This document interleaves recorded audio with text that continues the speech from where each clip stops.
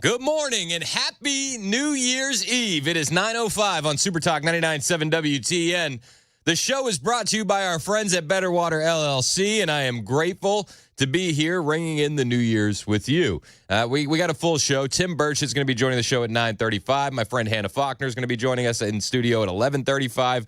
We're going to talk about all the drama with Mike Johnson. We're going to get some updates on the southern border. We're also going to revisit some of the best moments from 2024 during this show today, including, that debate that ended Joe Biden's career, including the assassination attempt in Butler, Pennsylvania, including the National Association of Black Journalists and Donald Trump's visit, plus more. There were a lot of great moments, and I spent a lot of time last night kind of digging through my audio archives of just all the moments we've had, and this last year has been absolutely insane.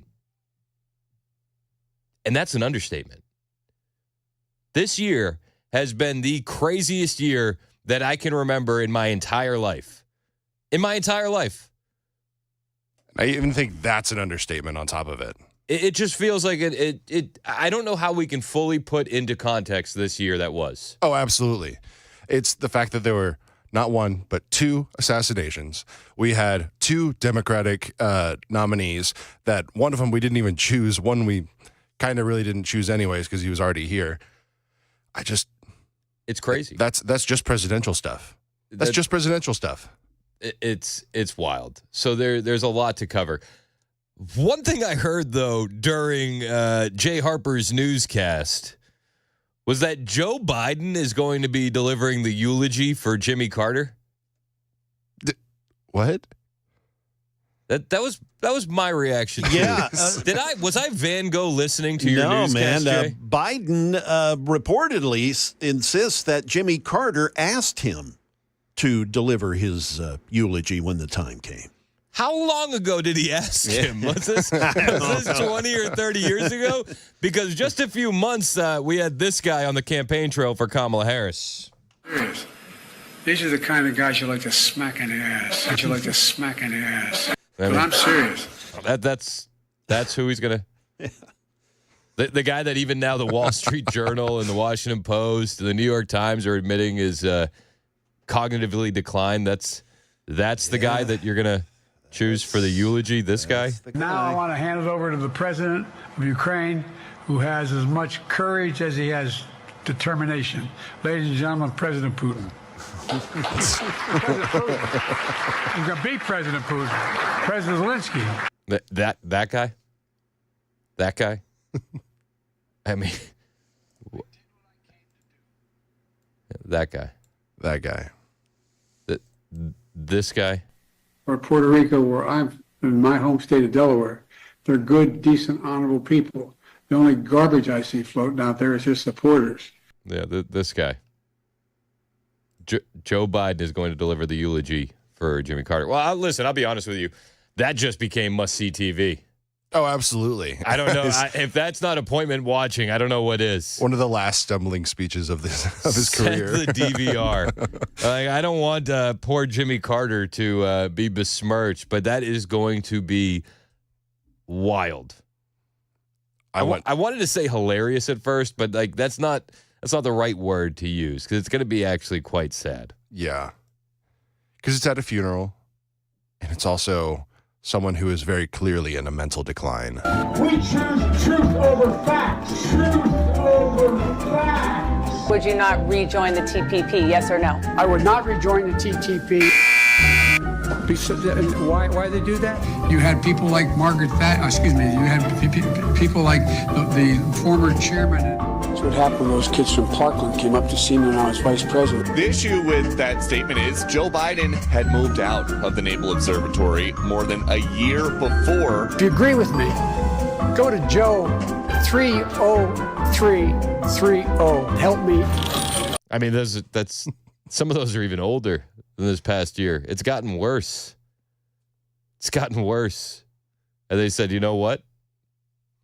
Who cares about Jimmy's family? Let's get Joe in there to do the eulogy. The people that have been with Jimmy Carter his entire life, essentially. He doesn't have a son or a nephew or a cousin or a brother. Like he's got Nobody else could do it. Now I need to see if there's a list of people who should have done it before. Like I would imagine that he's got to have some kids, right? Like, I feel embarrassed. I don't know anything about Jimmy Carter. Oh, I believe so. But he's got kids. Jimmy's got kids, right? Jimmy Carter. You couldn't find anybody other than Joe Biden. No, not one person, not one suitable person. Yeah, he's got two. He has two children, 2 boys. Yeah, Jack and James. And they thought, nah, you know what? Give it to the doddering old fool with memory issues who can't be charged for stealing classified documents. That guy. Give it to that guy. Yeah, he has 2 sons, a daughter, 11 grandchildren, 14 great-grandchildren. They couldn't find anyone else. Not one. They had to go with 46, 45 and a half. I mean, it's just that to me is shocking. No, Jill Biden's not speaking. Joe Biden is. Yeah, honestly. That's right? That's shocking. That's wild. Who on earth thought that was a good idea? Obviously not the Carter family. Oh, my gosh. I mean, the Carter family kept him alive to vote for Kamala. I don't know if they got the right decisions in the bank. Yeah, they're not exactly keen at decision making, it seems. Yeah. Yikes. Well, I'm going to be watching that. That's for sure. That's on what, January 9th? Yep. Oh yeah, we're watching that. Is that a weekday? What day is that? What day is that in the week? January 9th. That's a Thursday. Oh goodness. Man, do you think we can cover that live in Mystery Science Theater? I'm here for it. Would that be frowned upon? Probably, but we're here supporting. Sorry, I just couldn't. Oh my goodness.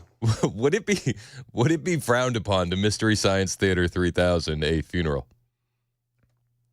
I think because it's Jimmy Carter's funeral, it might be looked down upon a little more. Huh. All right. I'll check with management. Yeah. yeah. Let me run it by the lawyers. Hey, real quick, let me just hey, you think this is cool? Is this all right? Is this all right? Is it okay if we dream theater this funeral? Suspend him on strings to make him look like he's coming back to life. Oh my gosh. Oh man. I'm sorry. I know. But Joe Biden is going to be doing the eulogy for Jimmy Carter. So many of them. And so, yes, and by the way, in prison, the determination should be that your sexual identity is defined by what you say it is, not what, in fact, the prison says it is. And in that case, you should be entitled also to OGBYN. Anyway, you didn't ask that question, but you're not likely to either, I guess. Yeah, that guy is going to be doing the eulogy for Jimmy Carter. You know, we should look up his eulogy for Uncle Bozy. See if we can get a layup for where he's going to go for Jimmy Carter. Oh my gosh, Uncle Bozy. That's another story that didn't have the legs that it should have had. Should have taken off, man. Oh my goodness. You know, this past year there's many stories that the press should have really sunk their teeth into. Uncle Bozy being shot down over New Guinea and eaten by cannibals is prime talking points. Because he told the story not once but twice. Back when D-Day occurred, and on Sunday, the next day, my mother's 4 brothers all went down to the recruiting station and joined the military. Every one of them volunteered. And my uncle, they called him Ambrose Brosey, they called him Bozy. My Uncle Bozy was a hell of an athlete, they tell me, when he was a kid. And he became an Army Air Corps before the Air Force came along. He flew those single-engine planes as reconnaissance over war zones. And he got shot down in New Guinea, and they never found the body because there were a lot of cannibals for real in that part of New Guinea. Yeah, nobody ever asked a follow-up question about that. And the military records show that his plane went down, it was not shot down, and that the people in New Guinea were actually pretty pissed off that he said that he was eaten by cannibals. Really? Yeah. Really? They said they were mad that he said that they were a bunch of cannibals? That wasn't true. Could you not label us as cannibals? That'd be nice. But he went on that day and he told that story not once, but twice. They called him Uncle Bozy. He was shot down. He was in the Army Air Corps before there was an Air Force. He flew single-engine planes, reconnaissance flights over New Guinea. He had volunteered because someone couldn't make it. He got shot down in an area where there were a lot of cannibals in New Guinea at the time. So he told, this is back in April. Yeah. This feels like a lifetime ago, doesn't it? Oh yeah, it feels like beginning of his presidency. So he's still running for president, and he's out there telling people that his uncle was eaten by cannibals, and his staff at that time is saying, no, he's running circles around us.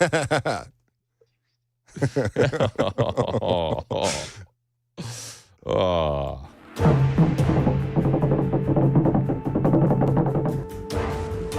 This is a true story. It took place in a primitive corner of the world. My Uncle Bozy was a hell of an athlete, he told me when he was a kid. And he became an Army Air Corps before the Air Force came along. He flew those single-engine planes as reconnaissance over war zones. He got shot down in New Guinea. One by one they fell, and now he was alone. There were a lot of cannibals for real in that part of New Guinea. Trapped in a hell of Stone Age creatures. In New Guinea. And they never found the body because there used to be a lot of cannibals for real. Perversion and sudden death were the way of life. For real. That's the trailer for Cannibals Ate My Uncle. Sorry, part of that sounds like Joe Biden is inhaling the microphone trying to tell that story. Just Uncle But people had to clean it up for Joe. People had to go out there and answer questions about his uncle being eaten by cannibals. Why is President Biden saying that his Uncle Bozy was eaten by cannibals? So, I answered this question yesterday. Did she? Well, here's the thing. I believe I've seen some clips on your network about me answering this question. I don't have much to say beyond what I said to some of your colleagues. Look, I was there. I think you traveled with us too to Pennsylvania. I'm not sure if you were there at the memorial in Scranton. The president had a emotional and I think a symbolic moment. He had an opportunity as president to honor his uncle's service in uniform. Okay. He had a moment. He had an opportunity to honor his uncle's service, so he took that opportunity to tell everybody that his uncle was eaten by cannibals. And was shot down. He was shot down, eaten by cannibals in New Guinea. Many such cases. I'm sure you've seen the PSAs. Not only angering his family members for telling lies, but also angering an entire nation. Going, hey, by the way, I think you're all cannibals. Listen, you can say what you want about Trump's foreign policy. He's never accused an entire nation of being cannibals. Oh, absolutely not. Goodness gracious. Uncle Bozy. And that's only the start. That was in April.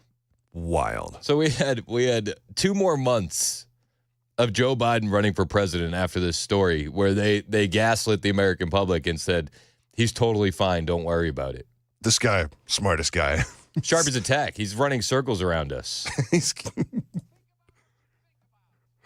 do it. Let's do it.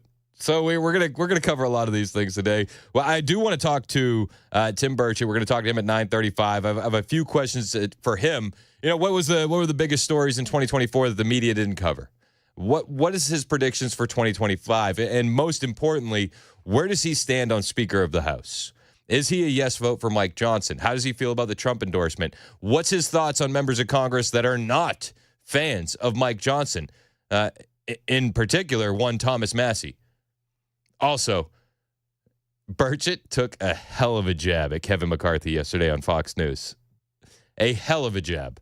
I'll play that for you next. I don't know if I should ask him about the jab because he did it. It was very coy when he did the jab, but it was one of those if you know, you know. And there were quite a few people on Twitter saying, "Oh, we know," and letting everybody know who the jab was intended for. I'll play you that clip when we get back, and I'll let you guys decide on the text line if I should bring it up to Burchett or not. I think he left it all on the floor. But I'll play you that clip and the jab when we get back. It's 9:20 on Super Talk 99.7 WTN.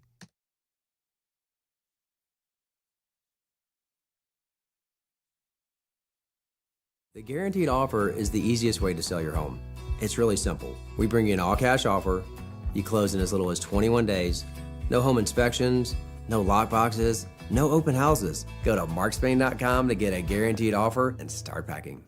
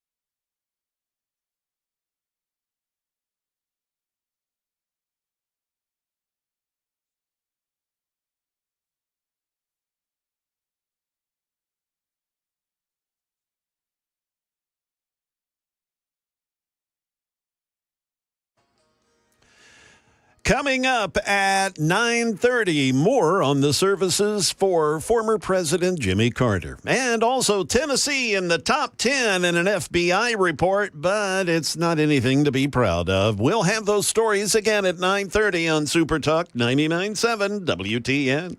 Anytime we're in a top 10 list for the FBI, I immediately glare over at Memphis. Sorry. That's just what I do. It's understandable. You just give them the side eye, like, thanks, guys. Yeah, maybe a subtle glance down at Chattanooga, maybe. Yeah. Quick, throw some shade over towards Davidson County. I mean, we're all thinking it. Yeah. It's Super Talk 99.7 WTN. The show is brought to you by Better Water LLC. My name is Chris Hand. I got a text here from Sonia. She said, I can't be the only person wondering if Carter voted Weekend at Bernie style. I don't think you're the only person wondering that at all. Oh, absolutely. I think they kept him going as best they could to sign that mail-in ballot for Kamala. Sunglasses and all. Sunglasses and all. Yeah, he was wearing the hat. He did all the things. Yeah, no, we all think that. Let's be honest, right? Does anybody think that was his last wish? I don't. Also, a couple people talking about Joe Biden and the cannibals. Somebody said, Biden knows what that's like. He was eaten by his own party. 7654 says, Cracker Barrel has the Uncle Herschel breakfast. Some hamburger joint in New Guinea should have Uncle Bozy burgers. That's what, hey, I would go. Feed into the stereotype. No pun intended. All right, on the way, we're going to be talking with one Tim Burchett. Yeah. And we're going to find out where he's at on Mike Johnson. I'm going to ask him, the generic, what did you think about last year? What do you think about next year questions, obviously, because you have to. It's New Year's Eve. But I do want to get his take on Mike Johnson. He dropped this on Fox News yesterday, and he seemed to give a nod of approval towards Speaker Mike Johnson. Good friend of me, and there's nobody more honest that I've ever dealt with in Washington. I mean, he is a fine Christian man. He's not a religious man. He's a Christian man, and he doesn't cheat on his wife, and I find that very appealing in Washington, D.C. You catch that last part? He said he's talking about Mike Johnson. He's a good guy, Christian guy, not a religious guy, a Christian, and I like that. I like that distinction personally. But he said he doesn't cheat on his wife. And I find that very appealing. Now, a lot of people are saying that's a shot at Kevin McCarthy, who was roommates with one Frank Luntz for a while up there in D.C. And Burchett has a bit of a smile on his face when he says that line. And I'm immediately going back to when Kevin McCarthy elbowed Tim Burchett in the back. This was in, was it November of 2023, right around then? And I wonder, is Burchett still holding a bit of a grudge? Explain to us what happened with you and Kevin McCarthy. Well, I was doing an interview with Claudia from NPR, a lovely lady, and she was asking me a question. And at that time, I got elbowed in the back, and it kind of caught me off guard because it was a clean shot to the kidneys. And I turned back, and there was Kevin.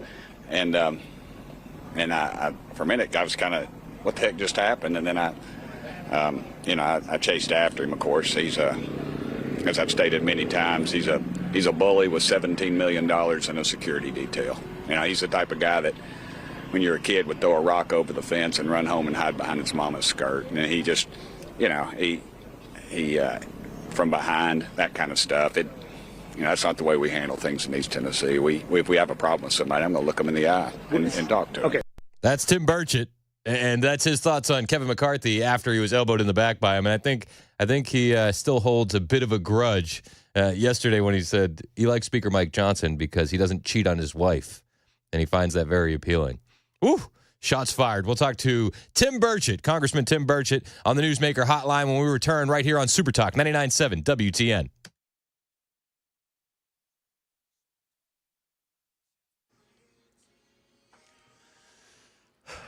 Good morning. It is 9:30, and I'm Jay Harper with your top stories. We'll get you a weather forecast here in just a couple of minutes. Plans are now in place for the goodbyes to late President Jimmy Carter after his death at the age of 100.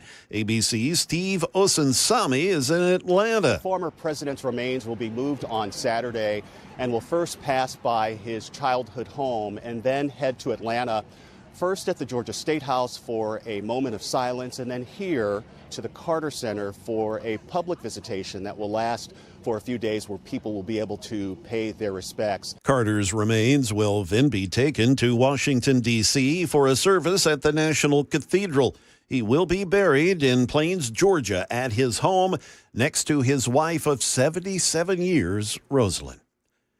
Tennessee has been ranked among the top 10 states for motor vehicle thefts. That's according to new FBI data. The state recorded more than 28 thefts per 100,000 citizens, with most of the incidents occurring last year.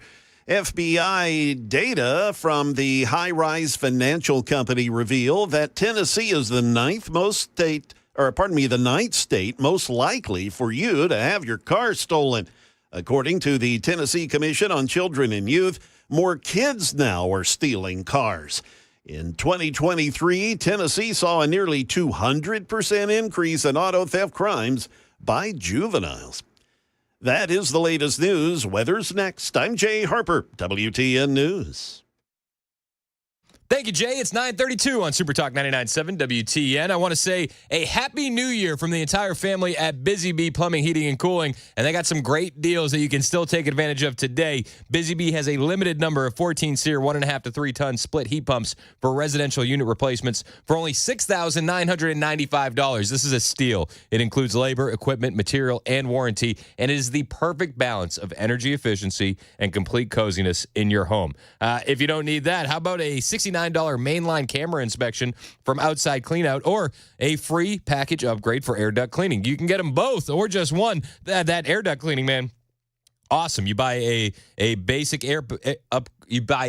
package, they'll upgrade you to the premium package for free. Lastly, you can get a $500 gift card after installation of a whole home main water or drain line replacement or a whole home drain or water repipe. For satisfaction guaranteed, call Busy Bee Plumbing, Heating, and Cooling, your Rude Pro partner, 615-775-7833, 615-775-7833, online at busybeehvac.com.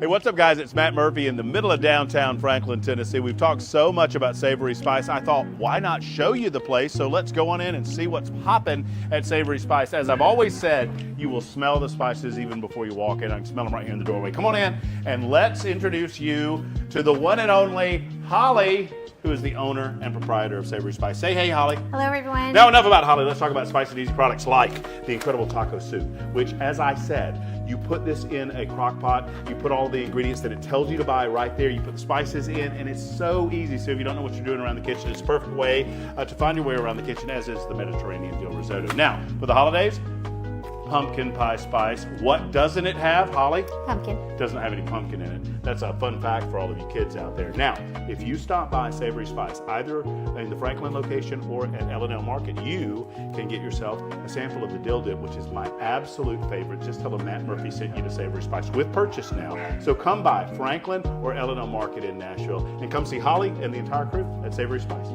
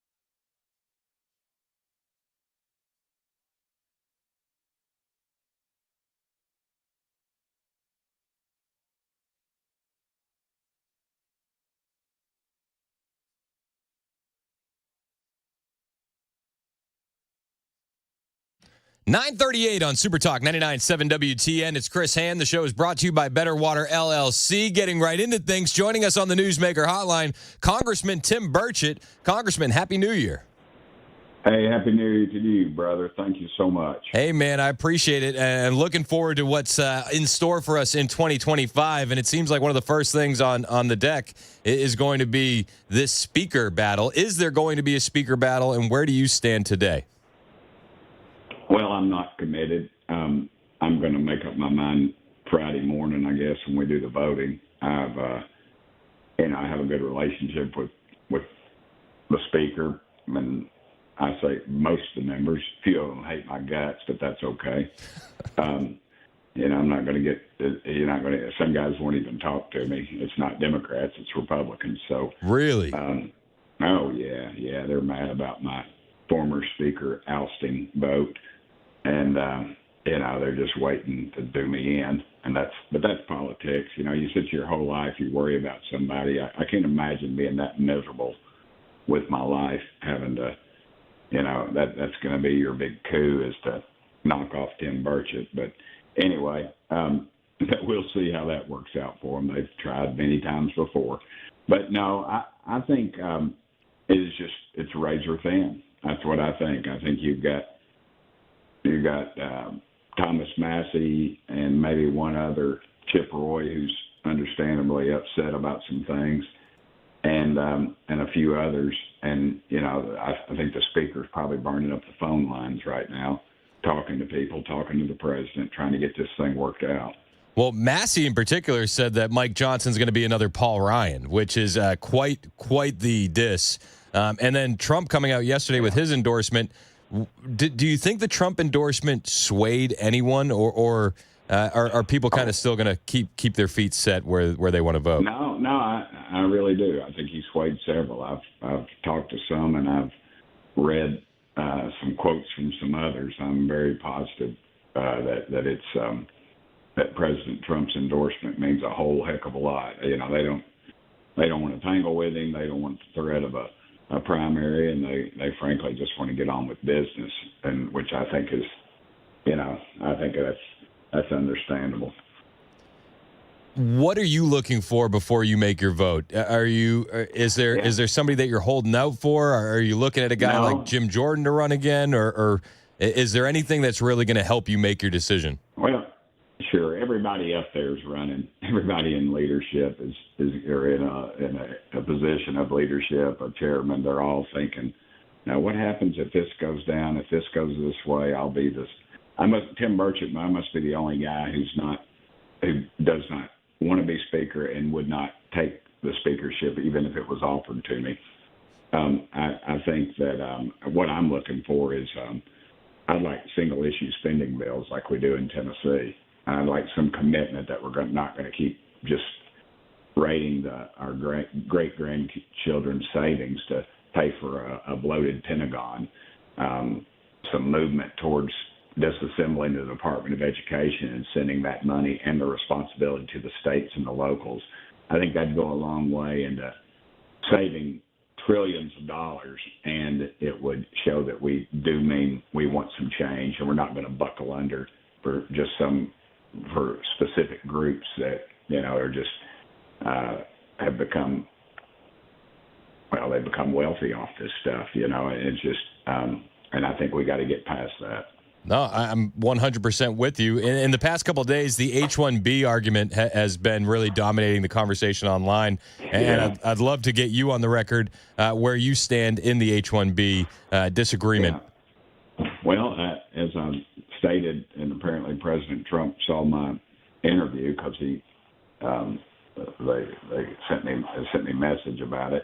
I'm okay with H-1 visa thing. But I'd like to see some commitment that these people are going to be loyal Americans. Too many times we've been sold out. Case in point, 2 Navy officers this past year, Chinese descent, sold our country out, committed treason.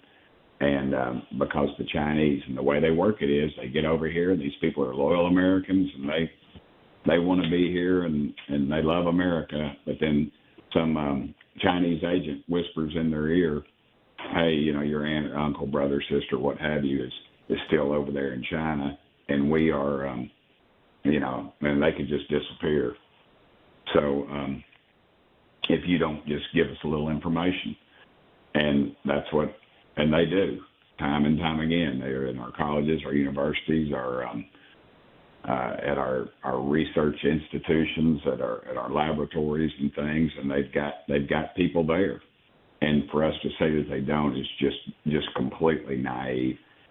We've been completely compromised. I mean, you have a member of Congress who's, well, two actually, that have had relationships with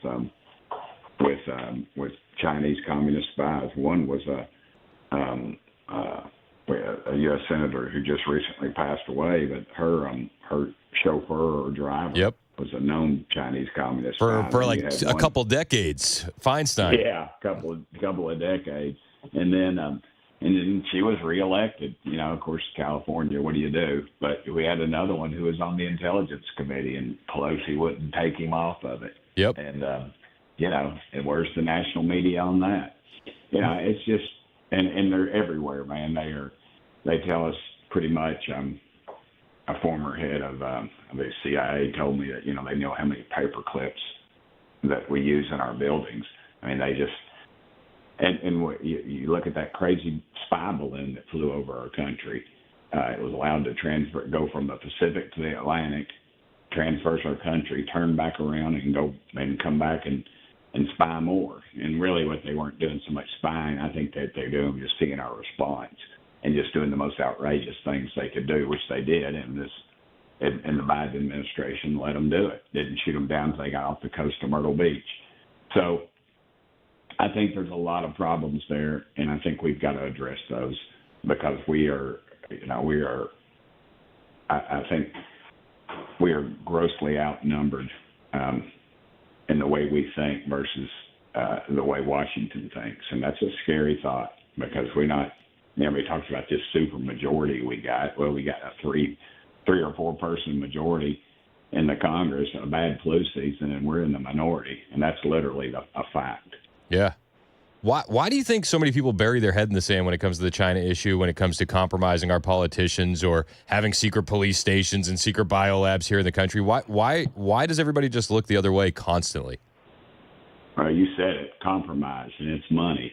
The other C word, cash. These colleges and universities they want the dollars and they'll take it, and they don't really care about it. They think, oh, well, they're not spying on us. They're naive and immature, really, in their thinking, but we allow them to do that. Colleges and universities are bad about, but they're good at this. They invite you to the ball games, and the legislatures, they do this all across the country. They do it here, and then up in the skybox, and they're whining and dining you with all the fun stuff, and they're patting you on the back. And then you don't have any criteria or any standards for the money that we give them. They just want to win. If we win football, baseball, basketball, and men's and women's sports, that's all they really talk about. Yep. And that's all they care about. You don't see. You go into people's offices in the legislature or in Congress, you don't see pictures with university presidents or the physics professor. You see with the football coach or the baseball coach or the basketball coach or whoever. And I just and that we're just really naive, and we allow them to do that, and we allow them to they're against capitalism. I mean, they're against every belief system that we have in this country, and yet we still give them records amounts of money to do that. And the H-1B thing, though, if we do not get people that are loyal to this country, we are just selling ourselves out. And it shouldn't be a thing where they can get somebody cheaper either. No, it seems better at it. It seems like that's what it always boils down to, is that you can hire an H-1B visa holder for a lot less than you could hire an American, and that's what it seems to boil down to for me, is that they're just shortchanging the American people. Well, and two, we've got to get our education standards up where we can compete on these things and the math and the sciences and everything else. The trades, I have a degree in education, and my degree is technological and adult education. So I'm big on the trades.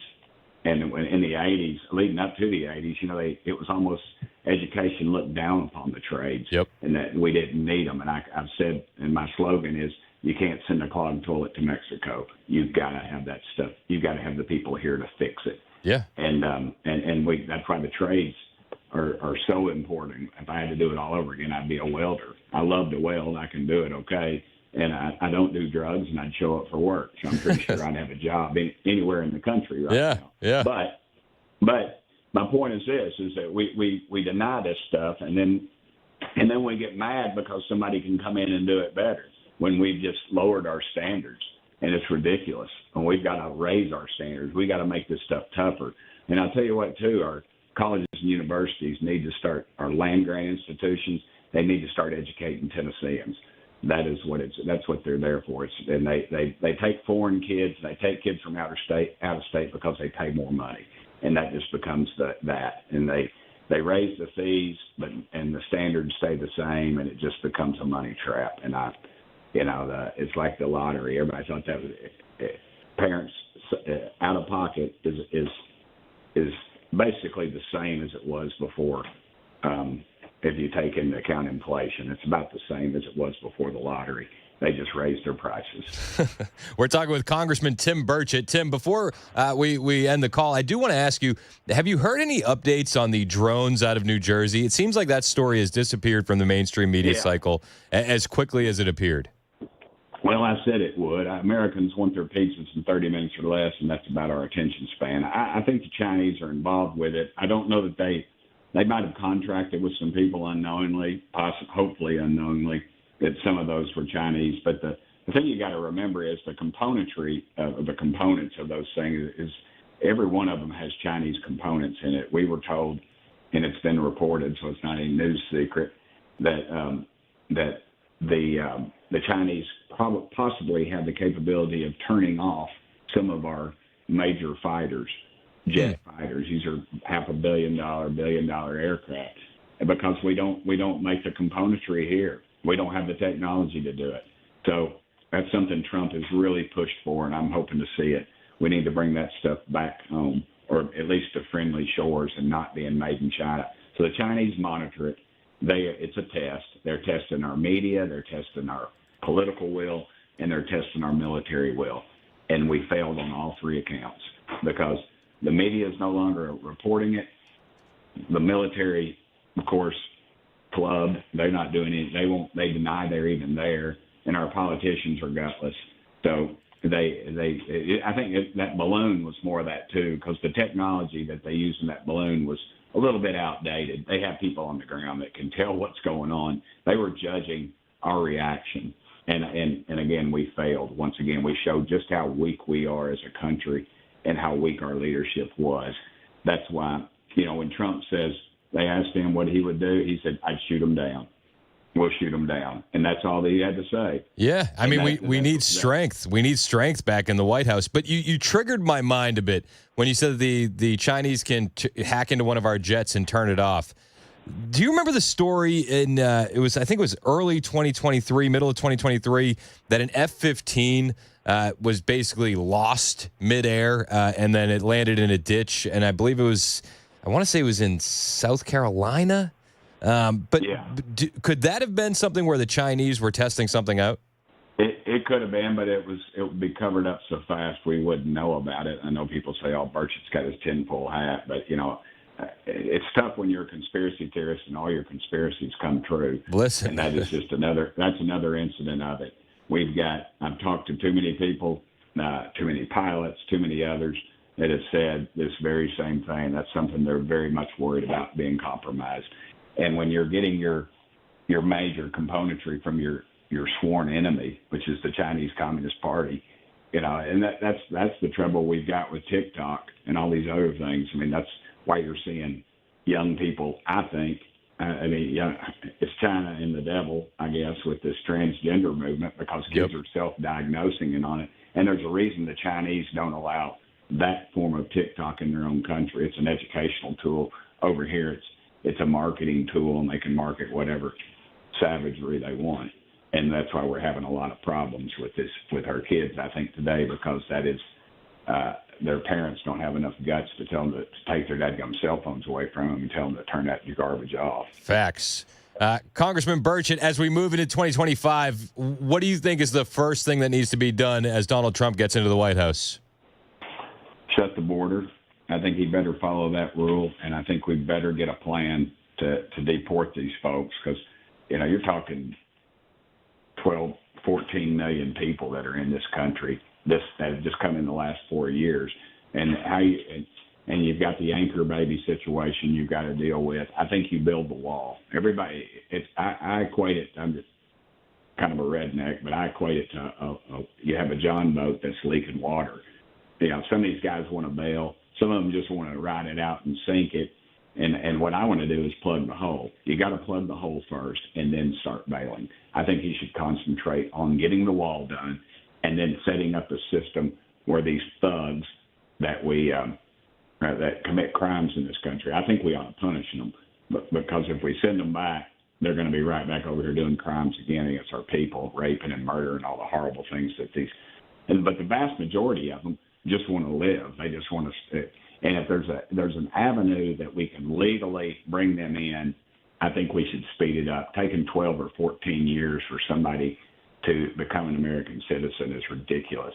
If we know we can do a background check on them and they pass the test and they're not bringing in something to destroy this country, I think we should develop some way to do that. And I don't know what that is. In the past, when Reagan was in the White House, they allowed folks to come over from Mexico and other places, and they worked and they did a lot of work, and it was seasonal, and then they went home, and that system worked very well. But like all those systems, we let our guard down, and they abused it, and we allowed the politicians to abuse it, and then it became a voting block. Yep. And then that's where we got. One thing on the drones, I would my biggest fear on that is that, and this is crazy, but just imagine one of our enemies, Middle Eastern, for instance, they get a hold of a submarine or something like that, and they come off close to the coast of New York, and they put 50 or 100 drones in the air that have nuclear capabilities or biological capabilities, or they develop something here when the Chinese have labs in our own country, and we don't shut them down in California, biological labs. What if they were able to fly those biological entities out into major metropolitan areas and dump them, or say at a football game when 100,000 people are there, and then they're going to go, and we know there'll be people in 8 different states right after that, after they leave the game, and in a matter of hours. Yeah. That's the kind of thing we better be watching out for. Oh, that's one of my biggest fears. If you remember, there was a drone that hacked through the geofencing, because you have geofencing around a lot of these locations to keep drones out. Yeah. There was a drone that hacked the geofencing and flew right over Fenway Park a few years back. And I thought to myself, man, if they had just had a bag of fentanyl, they could have taken out a whole section. Yeah. 100%. 100%. It's insane. Question. No question. Yeah. Congressman Burchett, I appreciate the time as always. Wishing you and your family a happy new year, and looking forward to continuing this relationship in 2025. I really appreciate your time, sir. I look for it. Please pray for our country. Yes, sir. I think we're on the cusp of either doing something really great or destroying our country. No in between. I kind of like those odds. Thanks for the call, Tim Burchett. I appreciate it as always. It is 9:57 on Super Talk 99.7 WTN.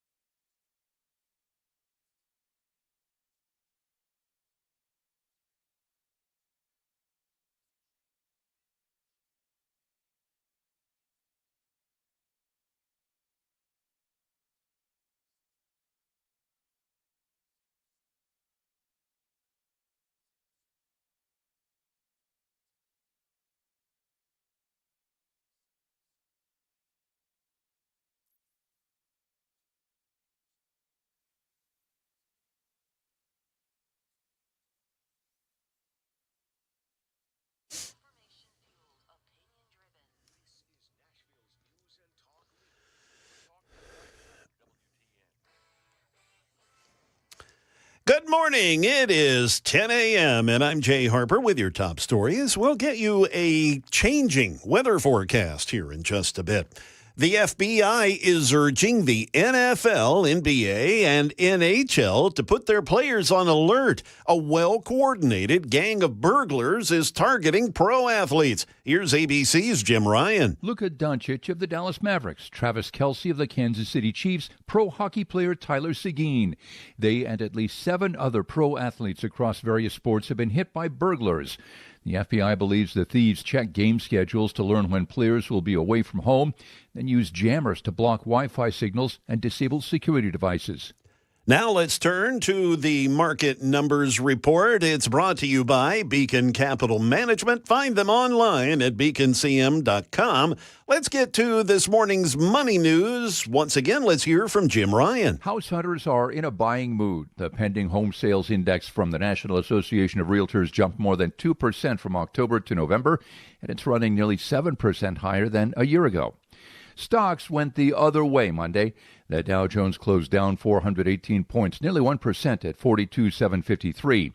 The S&P lost just over 1%. The Nasdaq Composite finished yesterday down nearly 1.2%. The cyber war rages on. The U.S. Treasury says Chinese hackers remotely broke into several of its workstations through vulnerabilities in a third-party software provider. Treasury says the hackers gained access to unclassified documents. Ringing in the new year at home instead of in a bar or hotel ballroom? Join the club.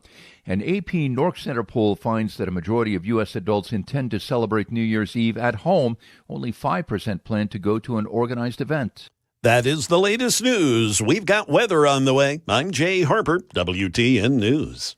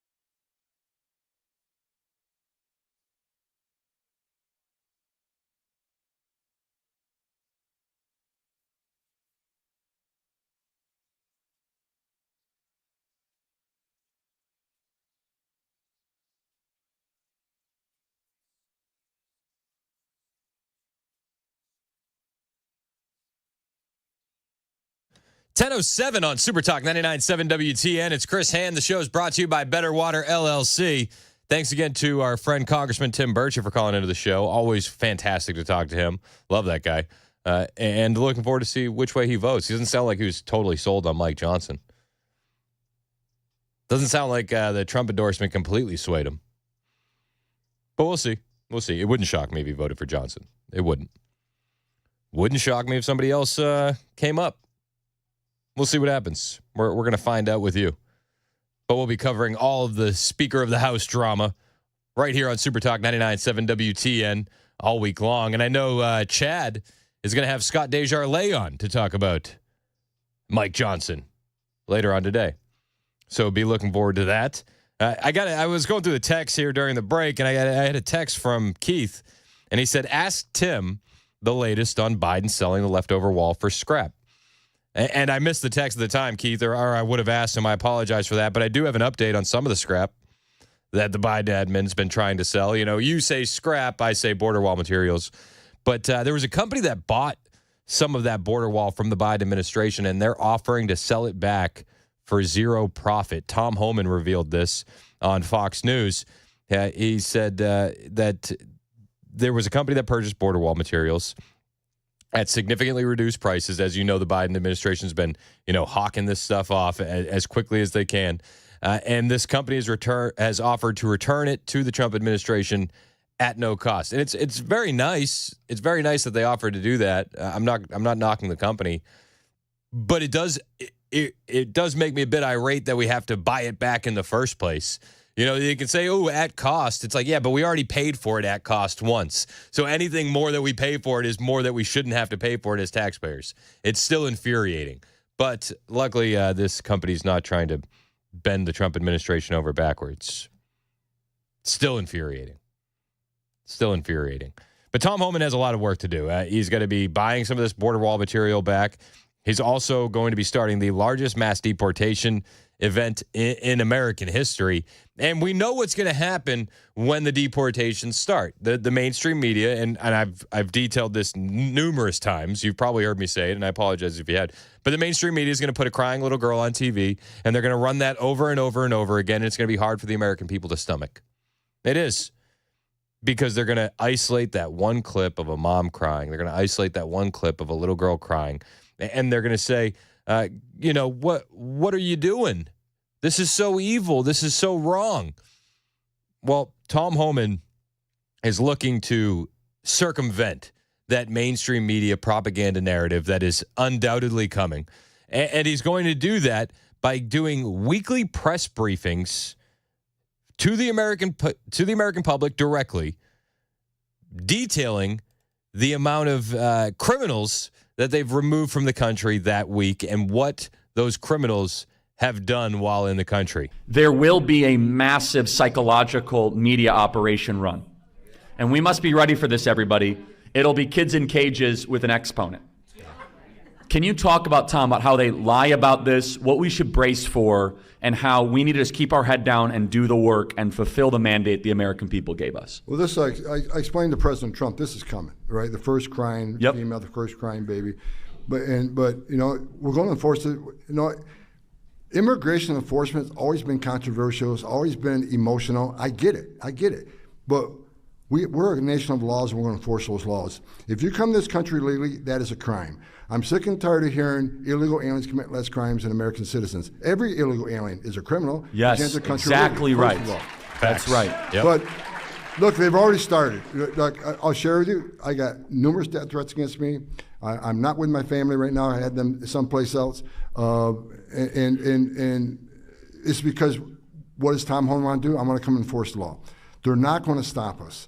So the hate's coming, but we need to control the messaging, right? So I told President Trump that what we need to do a weekly press briefing. Let's show the American people who we arrested, why we arrested them. Let's show us where we arrested them, what kind of bad guys we arrested in that sanctuary city. Yes, listen, this is what you need to do, and that's how you combat the narrative. Tom Homan is not coming in unprepared at all. Tom Homan is coming in ready to go.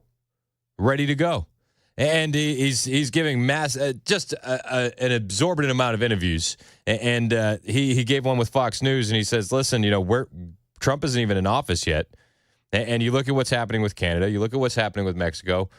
We're not waiting until January 20th. We're working on securing the border today. Let's talk about what's happening with our neighbors, because Donald Trump certainly got the attention of both our northern and southern neighbors, both of whom have now been talking and reacting to what Trump's been saying. How's that working out? And in particular with regard to the old Remain in Mexico policy that Trump used very effectively in his first term to close the border. Look, the Mexican government's already taken some actions to stop some of the caravans coming up. I think it's very promising, the discussions with Canada and Mexico. They've already taken steps. And like Canada, I mean, within 2 days of the Trudeau meeting, the foreign minister got a hold of me talking about what they can do to, make the northern border more secure. So I think President Trump's actions are doing exactly what he intended to do. Bring our neighbors to the table to talk about securing our border and saving lives, both on their border and our border. So I think President Trump is a genius for reaching out to these countries, even before he takes office, to address border security. Well, that's it's already the point. having an effect. I have never seen, you've got a lot of experience in the federal government. I've never seen a case where foreign policy has been arranged before a person has actually been inaugurated as president. Have you? Yeah. Look, we're not waiting. I've already been to the border several times. I've already met with Governor Abbott what we can do for Texas. I met with National Sheriff's Association when they can do it for us. I've talked to the Foreign Minister of Canada. And I've been out to Arizona talking to the sheriffs out there. So we're not waiting for January 20th. We're going to try to secure the border as quick as we can. And we're already started to work on those plans. I love it. We're not waiting until January 20th. We got, 19 more days, 20 more days, and then we got a new president in there. But they're already working. They're already hustling. They're already making moves. And you can see it. You can see it on full display. I love it. John in Columbia wants to talk about the border. You're next on Super Talk. What's up, John?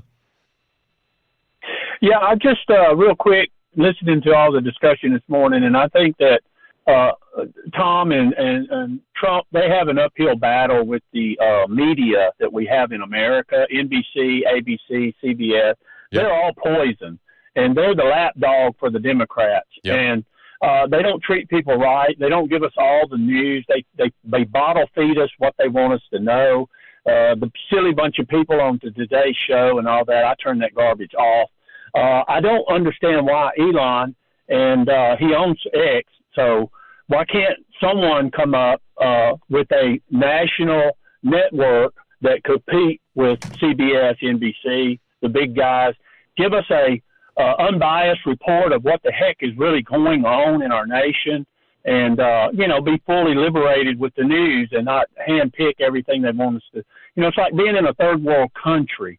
They only tell you what they want you to know. They show you this stuff like you were saying earlier, the little kids crying and the mother crying, oh, they're going to separate the kids. Well, Tom said, no, they're not. They're going to deport them all together, which is the way they came here. Exactly. So anyway, I'll hang up and, listen for the other comments, but Happy New Year, and God, thank you for saving America. Amen. Happy New Year to you, John. Listen, I hear your concerns about the media. I don't get as concerned about the media. I just don't. I mean, if this election proved us anything, is that the media doesn't have any power anymore. None. Are they still going to try it? Are they still going to gaslight? Are they still going to push narratives? Are they still going to push propaganda? Absolutely. That's their bread and butter, right? And those people that are still watching are clamoring for that, so they're going to serve them what they came for, 100%. But that election showed us that the mainstream media doesn't have its grasp on the American public anymore. That election showed us that internet and podcasting and digital radio like us, listen, we hold a lot more power than we're given credit for. We can break through these narratives. And everybody has a supercomputer in their pocket now. There's many, many different ways to get information. And the mainstream media understands this. The mainstream media is flailing because of this. And they're going to continue to fail unless they push actual information. Tom Homan says he's going to circumvent all that. He's going to give weekly press briefings to the American public, where we got the bad guys, who the bad guys are, what the bad guys did, and when they deported them. That's how you combat that narrative. They're ready. They're prepared. You fix the southern border by doing what Donald Trump has done. He's already acting as if. He's already bringing people to the table to negotiate. You know, Tom Holman mentioned that last clip about Justin Trudeau in Canada. Trudeau showed up like a day later to Mar-a-Lago to talk to him. Trudeau's government is now collapsing because of the tariff threats from Donald Trump. You got Kevin O'Leary from Shark Tank. He's actually going down to Mar-a-Lago to meet with Trump and his team. And he says that it's because of what's going on in Canada. Kevin O'Leary is a Canadian. And he says that he wants to explore an idea of an economic union with the United States and help bridge that gap. Kevin, we understand you're headed to Mar-a-Lago to meet with President-elect Trump. You have said you want to broker a deal that will create an economic union between the U.S. and Canada. Is that right? Yes, there's no reason to be fighting. We've been talking about this for decades, and I think the time is right. What I did, and I've been doing this now for about 48 hours, and I'm getting a lot of feedback from the Canadian public. I enjoy a very large social media following there. So I said to them, look, what deal do you want? And they definitely don't want to give up their sovereignty, but they really want to explore this idea of an economic union because Canada, but you think about the 40 million people size of California, unlimited resources, unlimited power, unlimited gas, unlimited water, unlimited lumber, unlimited everything. And they're not stupid. They're thinking, wait a second, what if we had free trade east, west, north, south? And we put all our resources in instead of squabbling on our own border between Canada and the United States and put all that money up into protecting ourselves against the Chinese and the Russians up north. That all makes sense to Canadians. And I would argue it makes sense to Americans, too. Makes a lot of sense working together with our neighbors. Does it not? These are the type of people that Trump is bringing to the table. Now, Kevin O'Leary also goes a bit too far in my estimation. He starts talking about a passport system between the U.S. and Canada, and I'm like, no, hard pass. But the idea of unlimited resources, power, gas, water, lumber, the resources that Canada has and being able to access those through some sort of economic union, yeah, let's have that conversation, please. They just don't want to give up their sovereignty, just like somebody born in Louisiana doesn't want to be born somewhere else. They want to say, look, I was born in Calgary, whatever. But the way to solve for that is a passport, no different than the EU. Any American get it, any Canadian can get it, get the background check. They're starting to like that idea a lot more than the idea of selling out the whole country. Well, listen, I don't think selling out the whole country is anything a Canadian likes. I know it's something that Americans don't like. I'm not a huge fan of this passport idea that he's floating. Not one bit. We already have passports. We already have IDs. I think that we should, be able to move a bit more free, not add more regulation into that. But I love the idea of exploring an economic union. Why not? Is it going to make America great? Yeah, it would. Would it make Canada great? Yeah, it would. All right, cool. Let's do it. Would it keep us safer from China and Russia? Yeah. All right, perfect. Sign me up. Let's go. But Donald Trump is getting in there, and he's already acting as if.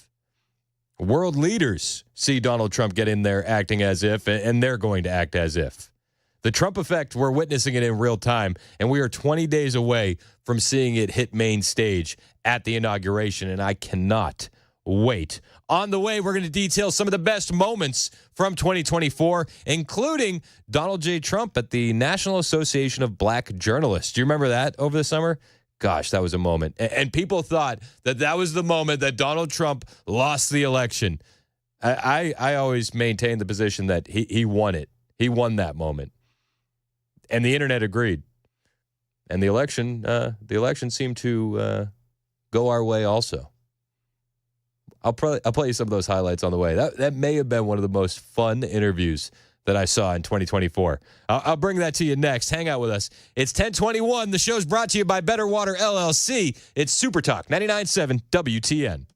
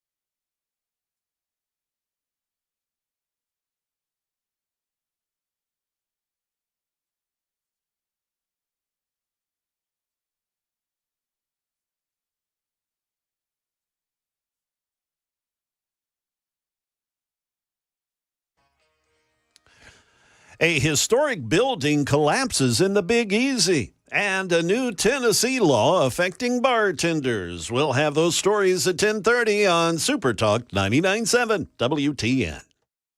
Thank you, Jay. It's 10:25 on Super Talk 99.7 WTN. My name is Chris Hand. Hope you're having a fantastic New Year's Eve. Happy New Year's Eve to you. Show's brought to you by Better Water LLC. We love those guys. We're talking about some of the best moments of 2024. And I couldn't think of a better one than Donald J. Trump at the National Association of Black Journalists. Do you remember this? This was one of the greatest interviews I've ever seen him give. And immediately upon walking in there, DJT was set up. It was a setup, they said. Immediately, they said, Sir, you're such a vile, evil racist.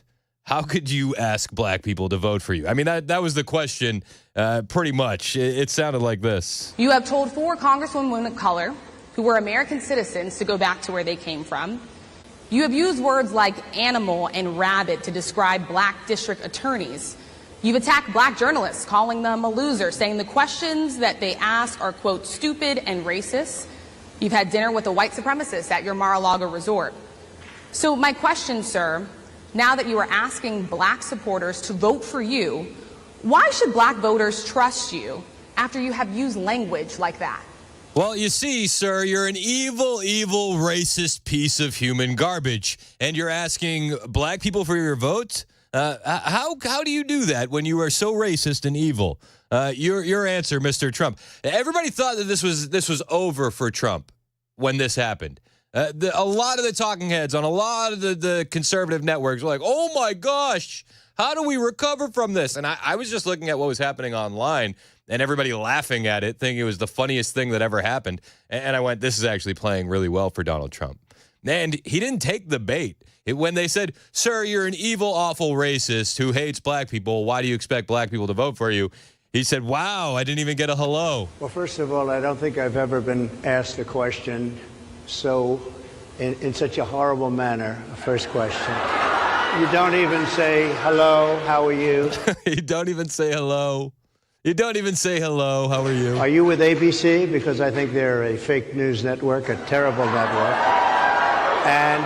And here's the thing. A lot of talking heads were like, man, Trump fumbled this moment. And it's like, do you hear the crowd in the background that he won over almost instantaneously? I think it's disgraceful that I came here in good spirit. I love the black population of this country. I've done so much for the black population of this country, including employment, including opportunity zones with Senator Tim Scott of South Carolina, which is one of the greatest programs ever for black workers and black entrepreneurs. I've done so much, and and I say this, historically black colleges and universities were out of money, they were stone cold broke, and I saved them and I gave them long-term financing, and nobody else was doing it. I think it's a very rude introduction. I don't know. Yeah, it was a very, very rude introduction. I mean, and Trump lays out all the things that he's done for the black community, like record low unemployment. He talks about the HBCUs. They would come back every year and ask for more funding until they met President Donald J. Trump. And he said, well, I'll just fund you for a decade. Easy. You don't have to come back. This is what Trump does, this vile, racist, evil man. He's a very bad racist. I'll be perfectly honest with you. If this is the actions of a racist man, very poor at it. He receives a very low grade. Exactly why you would do something like that. And let me go a step further. I was invited here, and I was told my opponent, whether it was Biden or Kamala, I was told my opponent was going to be here. It turned out my opponent isn't here. You invited me under false pretense. And then you said, you can't do it with Zoom. Well, where's Zoom? She's going to do it with Zoom, and she's not coming. And then you were half an hour late. Just so we understand, I have too much respect for you to be late. They couldn't get their equipment working or something was wrong. Mr. President, I would love if you can answer the question on your rhetoric and why you believe that black voters should trust you with another 4 years. I have been the best president for the black population since Abraham Lincoln. Better than President Johnson, who signed the Voting Rights Act. For you to start off a question and answer period, especially when you're 35 minutes late because you couldn't get your equipment to work, in such a hostile manner, I think it's a disgrace. Listen, there was a lot more that Trump said at the National Association of Black Journalists over the summer, and the comments that really put him in hot water were the comments about Kamala Harris and whether or not she was black. I'll bring that to you next. It was one of the biggest moments of 2024. Let's relive it together on Super Talk 99.7 WTN.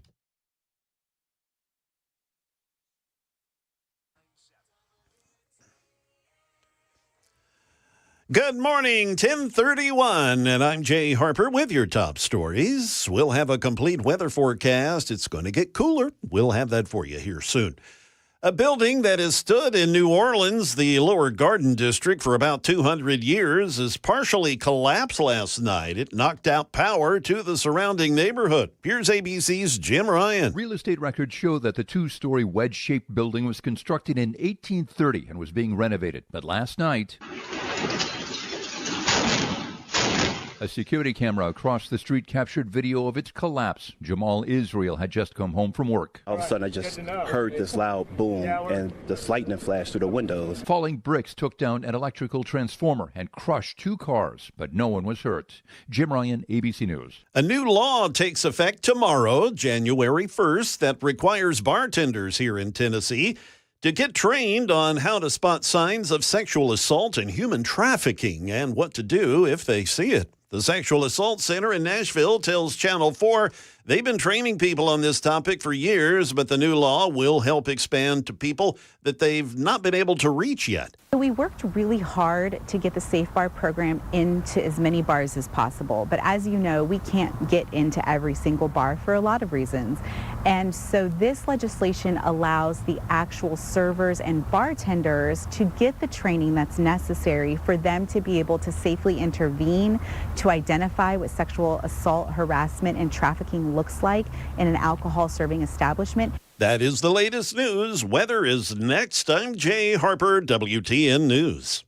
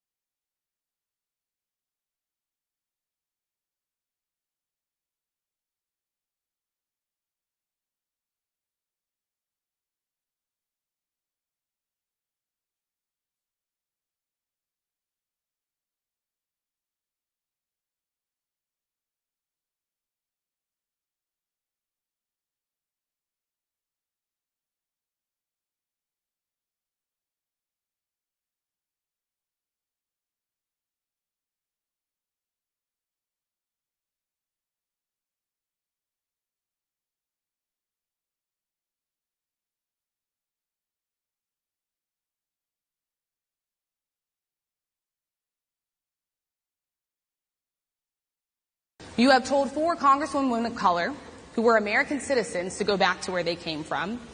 You have used words like animal and rabbit to describe black district attorneys. You've attacked black journalists, calling them a loser, saying the questions that they ask are, quote, stupid and racist. You've had dinner with a white supremacist at your Mar-a-Lago resort. So my question, sir, now that you are asking black supporters to vote for you, why should black voters trust you after you have used language like that? Well, first of all, I don't think I've ever been asked a question so in such a horrible manner. First question. You don't even say, hello, how are you? That's Donald Trump over the summer at the National Association of Black Journalists. One of the best moments from 2024, in my opinion. That interview was absolutely hilarious. It's Super Talk 99.7 WTN. The show is brought to you by Better Water LLC.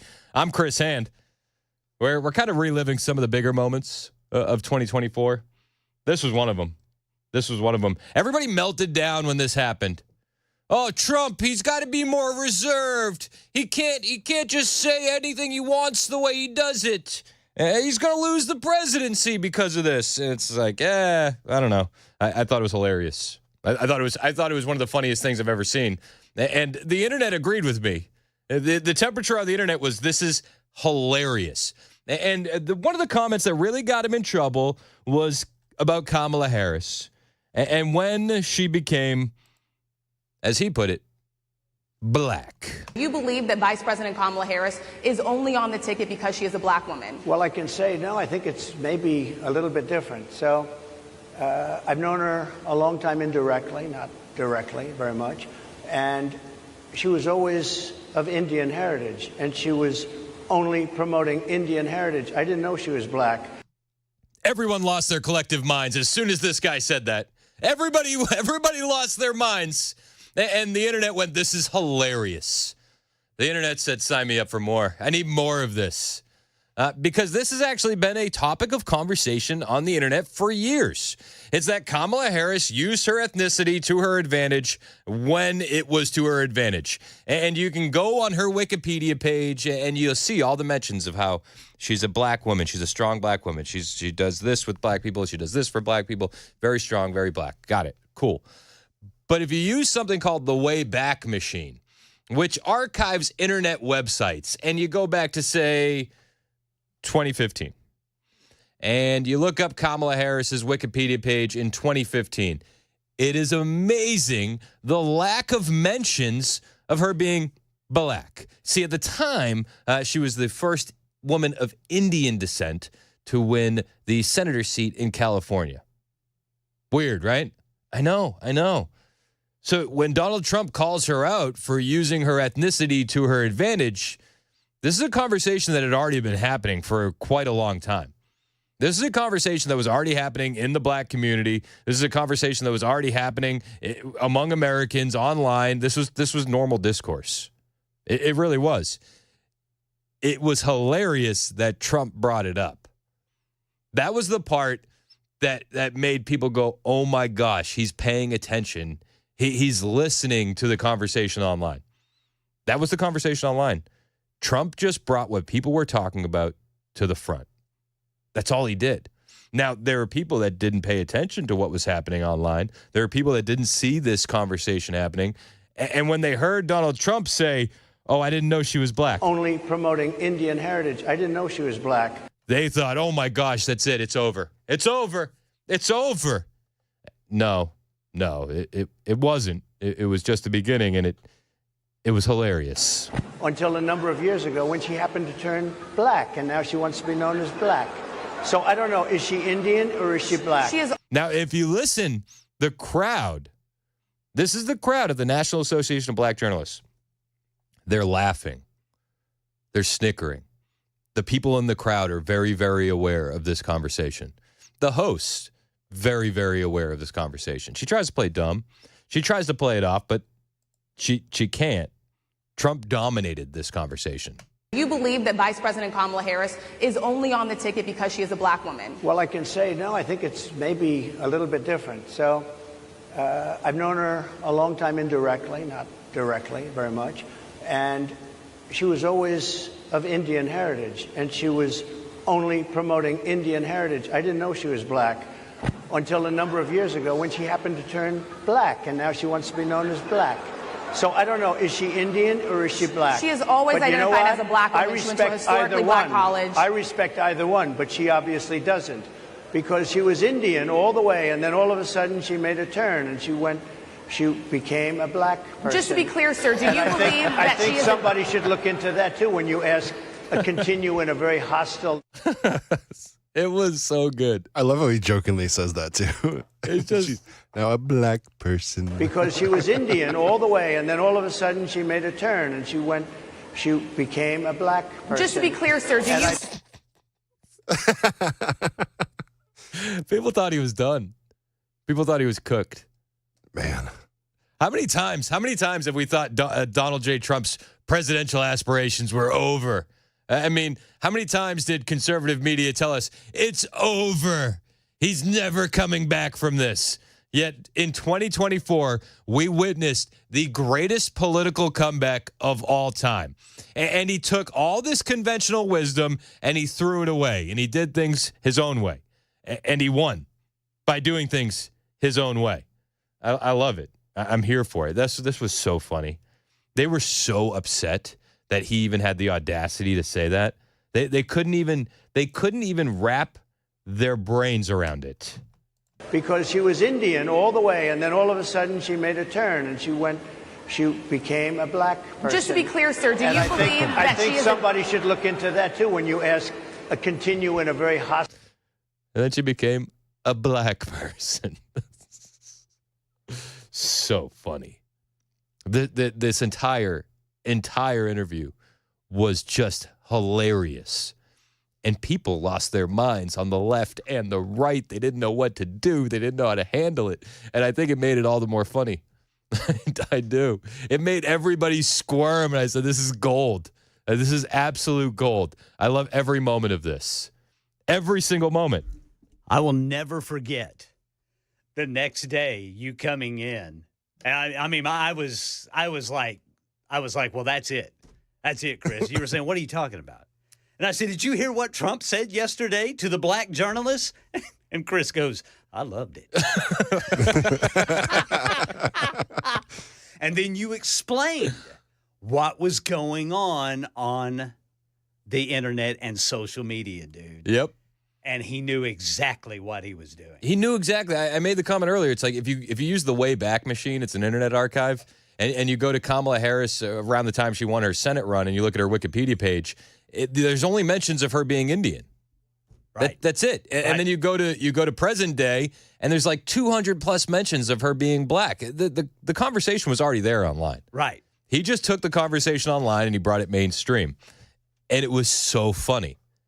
It was so funny. And yeah, there were a lot of people, man, people that I respect and love. They're like, this is it. It's done. I mean, my dad called me. He's like, no, you're wrong on this one. Yeah. I said, no, I'm not. I'm not wrong. I promise you. This is hilarious. And then you look, you see what's happened, right? Because he focused on the conversation online, you're seeing exit polls now. Charlie Kirk posted this earlier. New York Times had an exit poll, and Trump won the youth vote just massively, 18 to 29, plus 7 percentage points in the change in vote share for Trump 2020 to 2024, plus 7 points. He was paying attention to the conversation that these young people were seeing ad nauseum online, and he leaned into it. Yeah. He leaned into it. He did, man. And he was hilarious while he did it. Well, and that whole campaign, man, he was the one. He could go in any neighborhood, in any town, anywhere, and connect with people. Yep. And he chose people to put around him that could also connect with people, which was a home run. J.D. Vance, this can't be understated enough. J.D. Vance was a home run pick for VP. He could go on the mainstream media news networks, and he could basically disassemble any argument they had against him in a reasonable, calm way that your older conservatives could really gravitate towards. And they'd be like, wow, this is great. Okay, yep. I like JD. But he also connected with the youth at the same time. You know, JD Vance is like my age, right? So for the first time in my life, we have a guy for the second highest position in the government, and his friends like mine went to the Middle East, right? He went and fought in forever wars that were sold to us on a bill of goods that were just lies. He dealt with addiction like so many Americans have. His mother and growing up in Ohio, he got it. He understands the American story in a very unique way. And J.D. Vance could also bring humor. And one of the best moments from J.D. Vance was at the RNC. And it wasn't even a J.D. Vance moment. It was when he was telling stories about Mima. I was lucky. Despite the closing factories and the growing addiction in towns like mine, in my life, I had a guardian angel by my side. She was an old woman who could barely walk, but she was tough as nails. I called her Mamaw, the name we hillbillies gave to our grandmothers. So he talks about Mamaw, and it's like this is another thing that like really hit for the American people. You have an entire generation of grandparents right now raising their grandkids. An entire generation. So my grandmother passed away a couple weeks back, and I didn't know this. She was running a grandparents' night out through her church because so many grandparents in the Massachusetts area have been tasked with raising their grandkids. Wow. This is the American story now. You have a generation of moms and dads that just aren't there, and they're being raised by grandparents. It's been happening for a while. But J.D. Vance hit that, and in the way he tells these loving stories about his Mamaw, it's a home run. It's a home run. It resonates with so many different demographics. Mamaw raised me as my mother struggled with addiction. Mamaw was in so many ways a woman of contradiction. She loved the Lord, ladies and gentlemen. She was a woman of very deep Christian faith.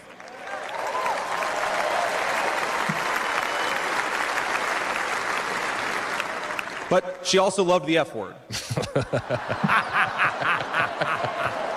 I'm not kidding. She could make a sailor blush. Now, she once told me, when she found out that I was spending too much time with a local kid who was known for dealing drugs, that if I ever hung out with that kid again, she would run him over with her car.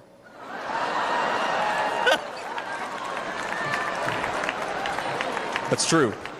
And she said, JD, no one will ever find out about it. I mean, listen, they utilized humor on this campaign trail in a way I'm not sure any other presidential campaign has done. And they did it while resonating with so many people in America, time and time again, whether it was bringing that conversation online or bringing that American story to the table in a way that Kamala Harris, Joe Biden, Tim Walz, they just couldn't do.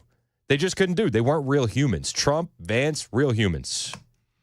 And that's what the American people resonated with. That's what they really leaned towards. That's what they wanted, authenticity. And while we're on the topic of grandparents, let me tell you another Mamaw story. Now, my Mamaw died shortly before I left for Iraq in 2005. And when we went through her things, we found 19 loaded handguns. They were...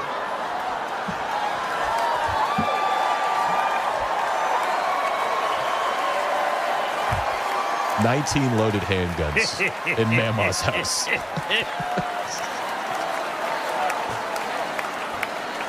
Now, the thing is, they were stashed all over her house, under her bed, in her closet, in the silverware drawer. And we wondered what was going on, and it occurred to us that towards the end of her life, Mamaw couldn't get around so well. And so this frail old woman made sure that no matter where she was within arm's length of whatever she needed to protect her family. That's who we fight for. That's American spirit.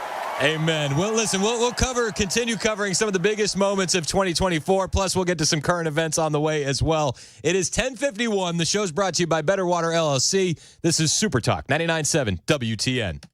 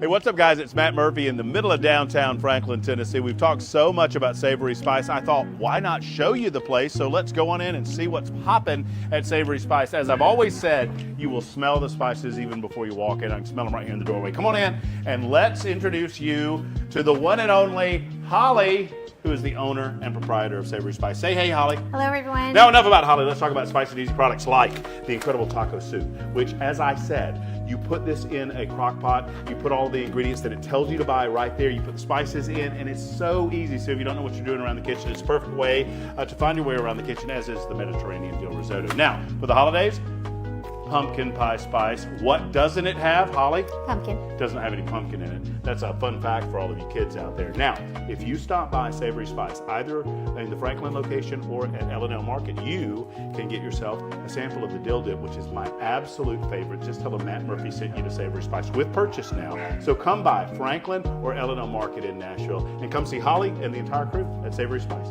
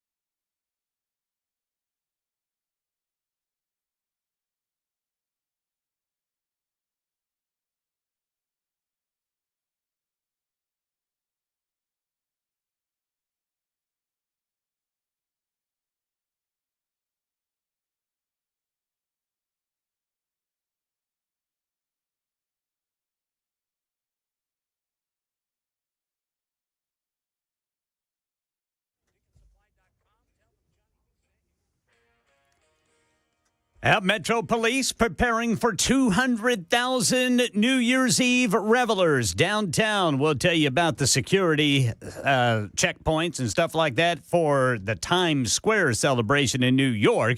We have a New Year's Eve health alert from the CDC. I'll tell you about that coming up at 11 on Super Talk 99.7 WTN. Can we send a message back to the CDC that says nobody cares? Can we do that? I'm sure you can, brother. All right, perfect. Maybe I'll drop a line. It's 10:56 on Super Talk 99.7 WTN. My name is Chris Hand. One of the best things about 2024 was this presidential campaign, right?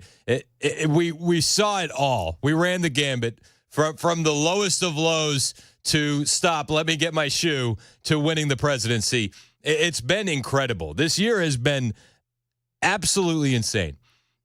I can't wait to see what stories we're going to get from behind the scenes as we get a little bit further away from 2024. It's only going to get crazier. It's only going to get crazier. And you can go through the gambit. We're gonna cover the Biden and Trump debate. We're going to cover the Kamala Harris debate.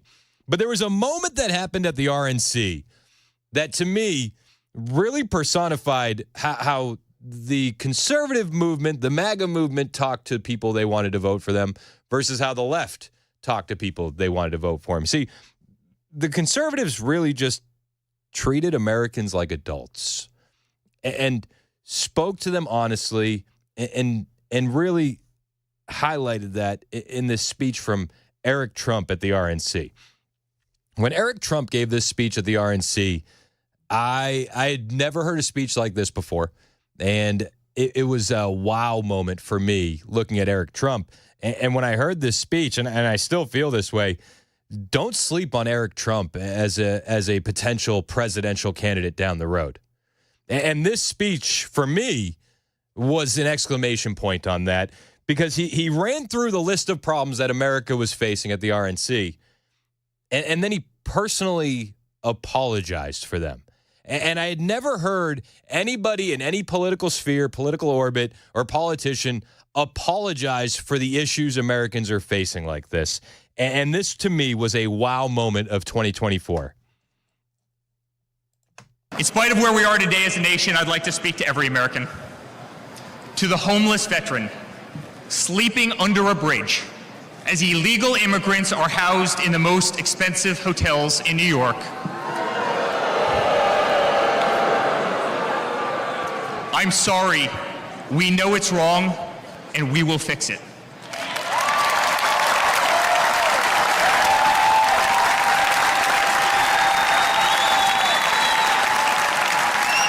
To the single mother who can no longer afford her rent, afford groceries, and has been forced to work 3 jobs, I'm sorry. It does not have to be this way.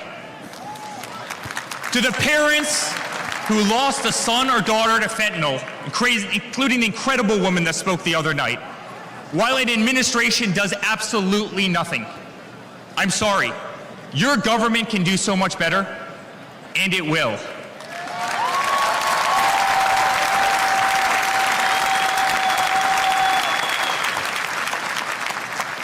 To the children who are being brainwashed instead of learning the fundamentals of school, I'm sorry. There are teachers who care, and my father will empower them.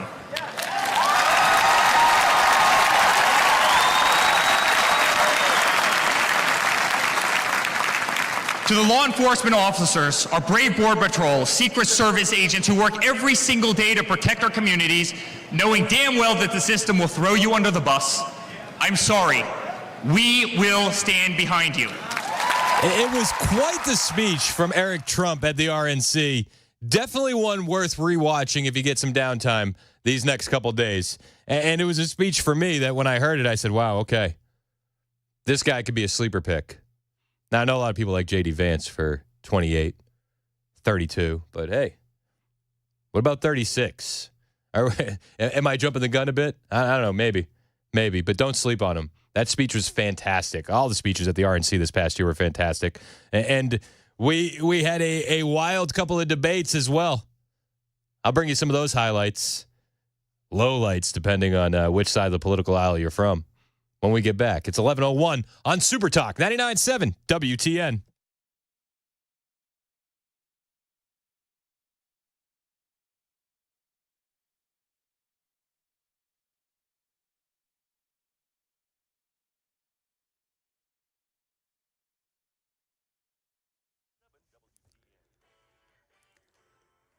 I'm Ken Weaver with your top stories. We've got the full forecast coming up in 5 minutes, and it's Happy New Year in Hong Kong. Music and fireworks already starting there in China. Here in Nashville, 200,000 people expected at Bicentennial Park for the Red Music Note drop tonight. Gates open at 5 for the free concert headlined by Keith Urban. Metro Police say they're going to have hundreds of cops highly visible for security. And in New York City Police on alert for Times Square to welcome revelers. There are going to be, once again this year, big sanitation trucks filled with sand to block the intersections to prevent that kind of an attack. Thousands of police officers on duty, both in uniform and plain clothes. And of course, there's not a manhole that isn't sealed. There's not a trash can in sight.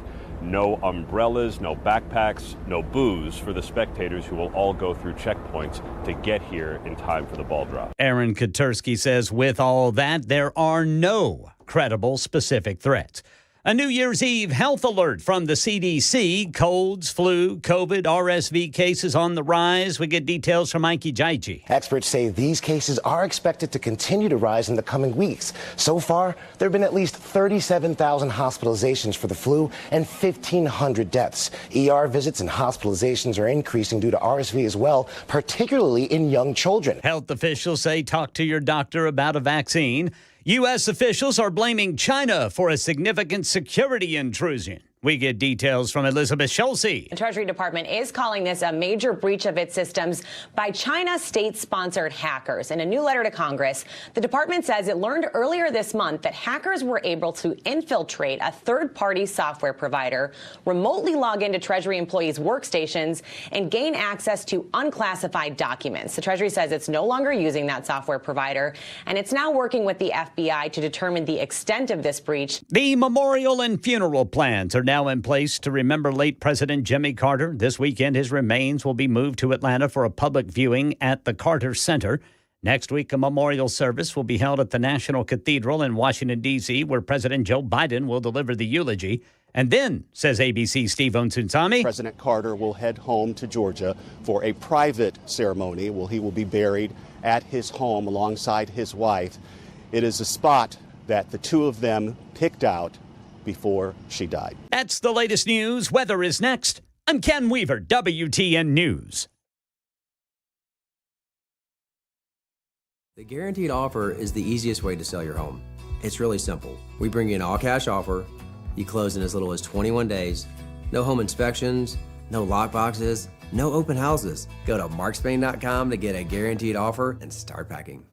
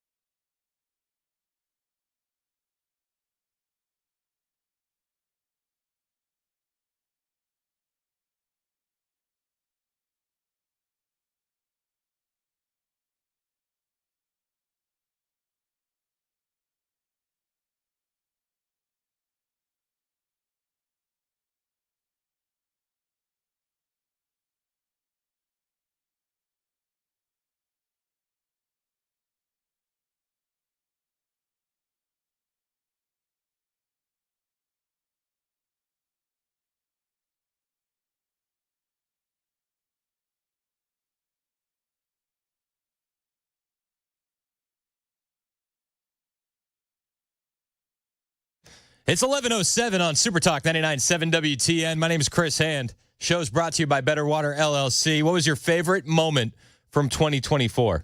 What was a moment that made you go, oh, man? A moment that made you laugh, a moment that was just above and beyond anything else that really left an imprint on you. 615-737-9986 if you want to share yours. 615-737-9986. I mean, I think for me, one of the biggest moments was that debate, Joe Biden versus Donald Trump. We did that live at Hop Springs, which was just a banger of a party. I mean, they had no live audience, but it felt like we had one because we did. The drinking and the screaming and the yelling.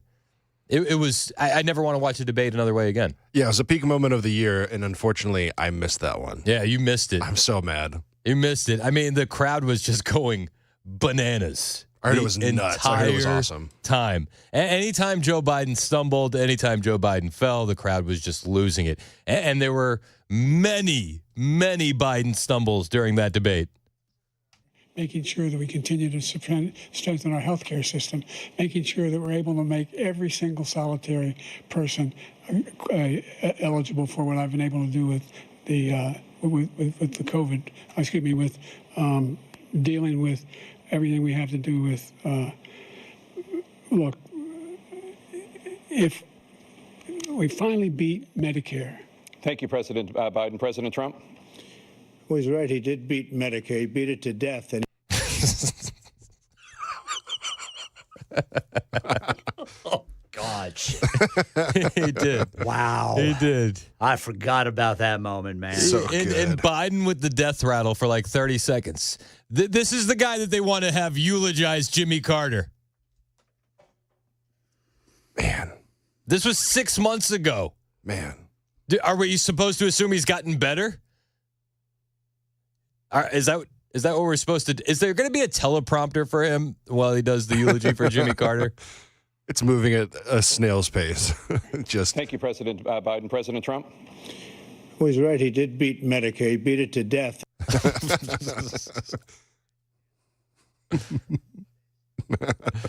Do you remember when he looked over at Biden and he said, I don't know what he said there, and I don't think he does either. I've changed the law. What's happened? I've changed it in a way that now you're in a situation where there are 40% fewer people coming across the border illegally. That's better than when he left office. And I'm going to continue to move until we get the total ban on the total initiative relative to what we're going to do with more Border Patrol and more asylum officers. President Trump? I really don't know what he said at the end of that sentence. I don't think he knows what he said either. That's one of my favorite lines. He was a savage. The debate ended Joe. It ended him. They did it in June because it was gonna put him on the shelf. They had known since about 2019 that he wasn't mentally fit to be president. Let's be honest. They covered it up 4 years. They made decisions for him in the background, and then when they decided that he couldn't muster it up to steal another one, they pushed him to the side. They did a June debate. They knew he was going to fail, and they got him out of there. The crazy part is, and I don't know if a lot of people remember this, right after that debate, Kamala Harris was defending Joe on CNN. This is June 27th, 2024. Kamala Harris defending Joe Biden after that debate. What we saw tonight is the president making a very clear contrast with Donald Trump. What became very clear through the course of the night is that Joe Biden is fighting on behalf of the American people, on substance, on policy, on performance. Joe Biden is extraordinarily strong. And but I'm sorry, on cannot substance be and debated. policy and performance tonight, I mean, the president's performance tonight clearly was disappointing for his supporters. One said it was a disaster, another called it a train wreck. Those are Democrats, especially worried that Biden did not punch back on Trump's lies. Anderson, the point has to be performance in terms of what a president does. A Right, president but who that is what's incites an scary for insurrection people against the watching this. Capitol. No, but I got the point that you're making about a 1.5 hour debate tonight. I'm talking about 3.5 years of performance in work that has been historic. But whether is that it be the man infrastructure, who we the saw former on the guy, stage the other guy, tonight, is that the the other person guy you on see the in debate meetings every day? stage. The person that you saw on the debate stage that has, for the last 3.5 years, up until today. So I'm not going to spend all night with you talking about the last 90 minutes when I've been watching the last 3.5 years of performance. Yeah, I mean, it didn't go well. It didn't go well. Didn't go well. So she defends Joe Biden as best she could. And then she becomes the nominee without receiving one vote, without any of that. And then what happened next? I mean, this is how crazy 2024 is, right? What happened next was, well, they tried to assassinate President Trump on live TV. That's what happened next. And we all watched it in real time.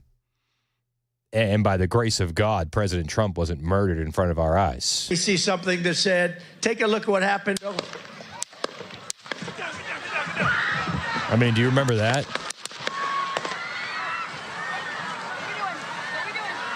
And the crowd doesn't run. The crowd stays put.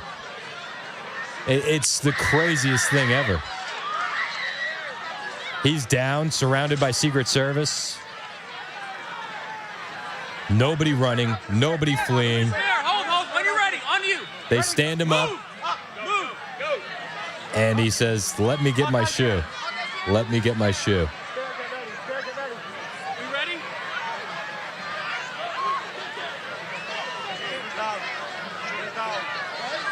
Are we good? Shooters down. Are we good to move? We're clear. Let's move. We're clear.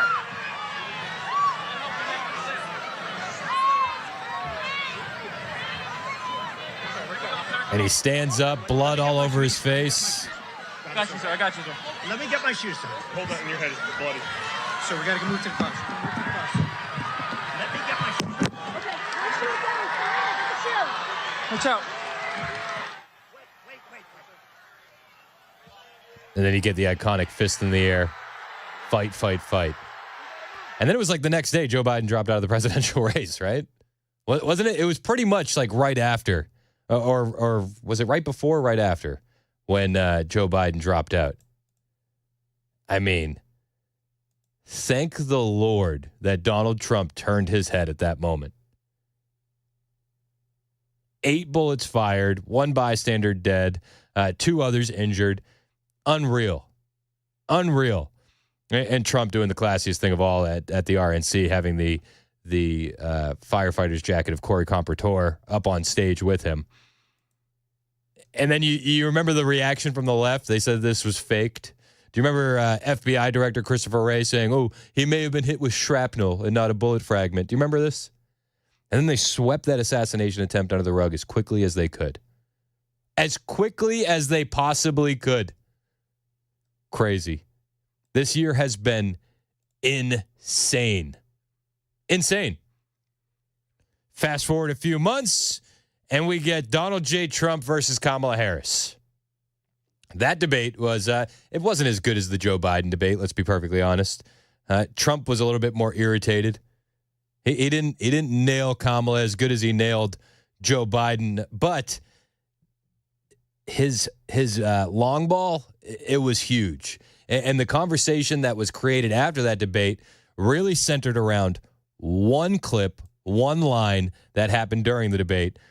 In Springfield, they're eating the dogs, the people that came in. They're eating the cats. They're eating the pets of the people that live there. And this is what's happening in our country, and it's a shame. And you know what? That clip was the most viewed clip from that debate. That clip kept going, and it dominated the conversation for a couple weeks after that. For a couple weeks. And listen, I knew this was another hit. I knew it because you had the internet going crazy. You had the internet going absolutely bananas about the Haitians in Springfield eating cats and eating dogs and stealing geese. And this was a huge conversation. It's wild to me that this one has disappeared from the news as well. But Tucker Carlson was talking about the cats that they eat in Haiti, because they eat cats in Haiti, and you had a lot of Haitians coming in to Springfield, Ohio, and cats disappearing. Tucker's like, listen, in Haiti, they're not just eating cats; they're sacrificing them. No, here's the point, though. It's not that the pets are being eaten; it's that they're being sacrificed. Actually, What did you do? That's the truth. We've imported a lot of people, over 5% of the population, from a country in which witchcraft is the dominant religion, and that's not a guess. I've been to that country. I know a lot of great people from that country, by the way. I'm not attacking everyone in the country at all. But the fact is that the people in question come from a country in which witchcraft is the dominant religion and in which human sacrifice is a regular occurrence. That's just a fact. Yeah, and listen, the conversation that was created on the back of this is that you're importing the third world, And with it comes third world problems. Huge shock. And when you send thousands upon thousands of Haitians into a small town of Springfield, Ohio, they can't handle it. And then we had another news clip that was going viral of a woman this was outside of Canton, Ohio, I believe. She had been caught by police eating a neighbor's cat. What did you do? Why'd you kill the cat? Smile for me. Smile with your teeth. Go like this. Did you eat that cat? Now, a lot of people were like, oh, she's not even from Springfield. She's not even a Haitian. What are you doing? This is okay. Does it change the conversation bigly that people are eating cats and pets in Springfield, Ohio? Does it change the photographs of people walking away with geese and ducks? I just got a text here from 3996. I'm from Springfield. There are no ducks, geese in the lagoon where they have been tons of for decades. My parents still live there. Yeah, well, don't say it was a Haitian or you'll be called a racist. Don't do that. I mean, but we had pictures. We had pictures of Haitians walking away with huge Canadian geese in Springfield, Ohio. It's wild. But that was one of the most memorable things from the Trump-Kamala debate. And it created a firestorm of a conversation. A conversation that, again, Donald Trump won online. You notice the trend. The mainstream media will say Trump went too far, and then the internet would say, no, he was on the mark, and he won that. And we had that time and time again. Time and time again. And there was even parodies. There were parodies coming out. They're eating the dogs. They're eating the cats. Do you remember that? How funny was that? It was hilarious. They're eating the dogs. They're eating the cats. Eat the cat. Eat the cat. They're eating the dogs. They're eating the cats. Eat the cat. Eat the cat. They're eating the cats. They're eating the dogs. Eat the cat. Eat the cat. Eat the cat. So people would say, "Oh, Donald Trump, he went too far. He went too far. He won that. He won that one also." Another point on the board. Steve in the borough wants to talk about the debates. Which one are we thinking, Steve? Are you talking Joe and Trump or Kamala and Trump? Oh, well, thanks for taking my call, Brian. I'm talking about the one with Joe Biden. And the reason that debate stands out so much in my mind, even when they announced it, is that never before in the history of debates, presidential debates, had there been a presidential debate before the conventions. So it almost seems like the Democrats needed to get rid of Joe Biden from the top. They needed to do it in a way that, they could do it gracefully. But they also needed to time it in a way to where there couldn't be a real challenger, a real Democrat primary. And, one of the elements that never is discussed is why was this debate before the conventions? And if you think about the sinister planning that had to go into place to make this come off the way that it was perfectly timed, they had to have that planned back in October, of the year prior to make sure that in January, when there should have been other Democrats out there primarying for, the Democrat presidential spot, that there would be no primary, that Joe Biden was, the golden ticket he was going to win. So by the time they got to that point, it was too late to go back and have primaries, and Kamala was a shoo-in. So that thing was planned that way from the get-go. 100% with you. I totally agree, Steve. Thanks for the call. It's 11:22 on Super Talk 99.7 WTN. The show is brought to you by our friends at Better Water LLC.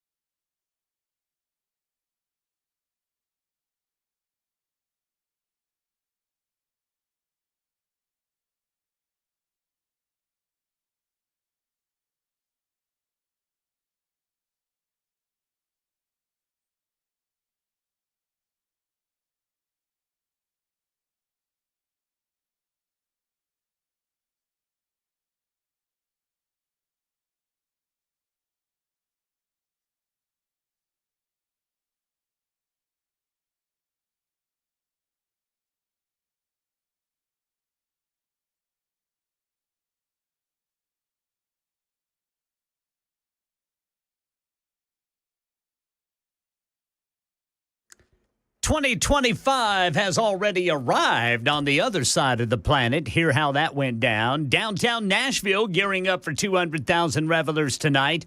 And wait until you hear what happened in New Orleans.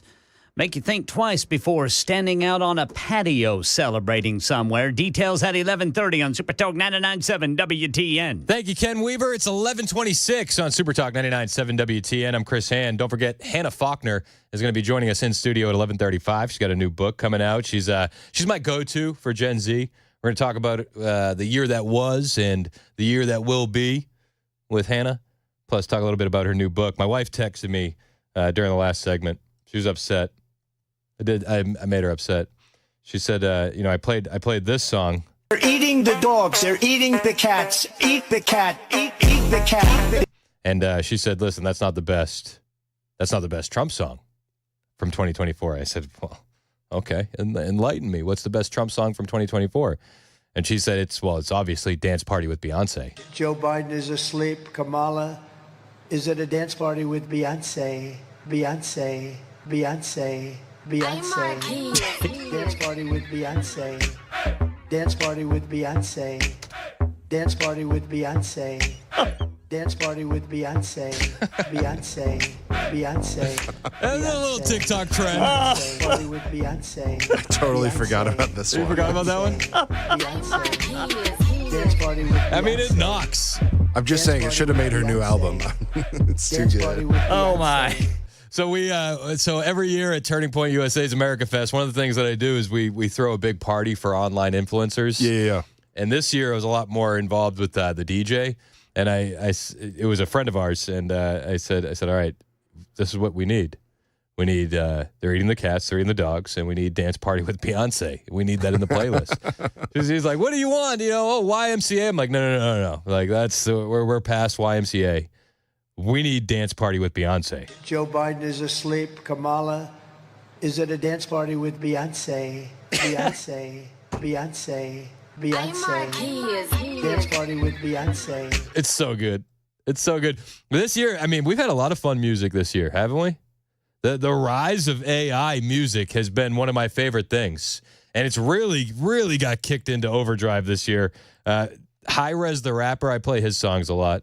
High Res always does the artificial intelligence Donald Trump songs, and this one was one of my favorites. It's your boy, Big Tucker. It's your boy, Trump the Dud. Hey, how did I get in the studio? Everyone saying Russia, Russia, Russia. Fake news, no wonder no one trusts ya. The United Nations filled with suckers. The only journalist I trust is Tucker. I mean, it's been a fun 2024, hasn't it? 2025, I mean, the bar has been set pretty high. Your move. We got a lot more on the way. We're going to be talking with Hannah Faulkner and anything else you want to talk about, 615-737-9986. It's Chris Hand here, and I want to tell you about my friend Shane Ring over at Cover Nash. Open enrollment is happening for health insurance, and not only does Shane Ring have over 20 years of experience in health insurance, but he's going to shop the entire market for you to find the best plan. He has over 75 different companies to shop from and every type of plan available in the market. He can help you no matter what your income or health situation is. So don't let you or someone you know get taken advantage of by call center agents and limited overpriced health coverage. Shane can easily be saving you 30 to 60% on monthly premiums. I've seen it happen, and many of the plans Shane can get you on will even pay you when you use them. Doesn't that sound like a good deal? It is a good deal. Go ahead and give Shane Ring a call today and let him know that Chris Hand sent you. He'll show you how much you could be saving on quality coverage right now. 615-465-0023 to call Shane Ring, or you can go to covernash.com. That's 615-465-0023 to book an appointment with Shane Ring. Get a quality health plan managed by you, not the government. Covernash.com.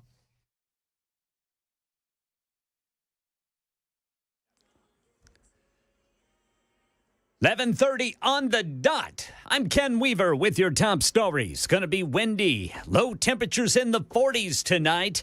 Got the full forecast in 5 minutes. It's already Happy New Year across the globe. That's how it sounded in Tokyo, Japan, minutes before midnight 2024 and the start of 2025. Here in Nashville, downtown gearing up for one of its biggest parties of the year. 200,000 revelers expected to watch the free concert headlined by Keith Urban. Then the famous Red music note drop. Red Frogs is one of the organizations Channel 4 says is helping to keep everyone safe. We say we prepare for the crowds, but we have eyes for the one. We always want to make sure that everyone gets home safe. With large groups of people, it's really important that you never leave a friend behind. You know, that you always make sure you have a buddy. And I always say, make sure you drink plenty of water. Just look for the Red Frog tents and get a load of what happened in New Orleans last night. Makes you think twice about gatherings in old buildings. Jim Ryan says they lost a landmark. It's a fact of life for New Orleans Fire Captain Quentin Brown. We have a lot of buildings in the cities that are fairly old. Last night in the historic Garden District, a 194-year-old building under renovation came crashing down, injuring no one but taking out a transformer. It just looked like a bright flash that just went across the sky. Neighbor Jamal Israel says the building next door burned a few months ago. So it just seems like that corner is just like bad luck. Yeah, a lot of buildings that predate the Civil War there in New Orleans.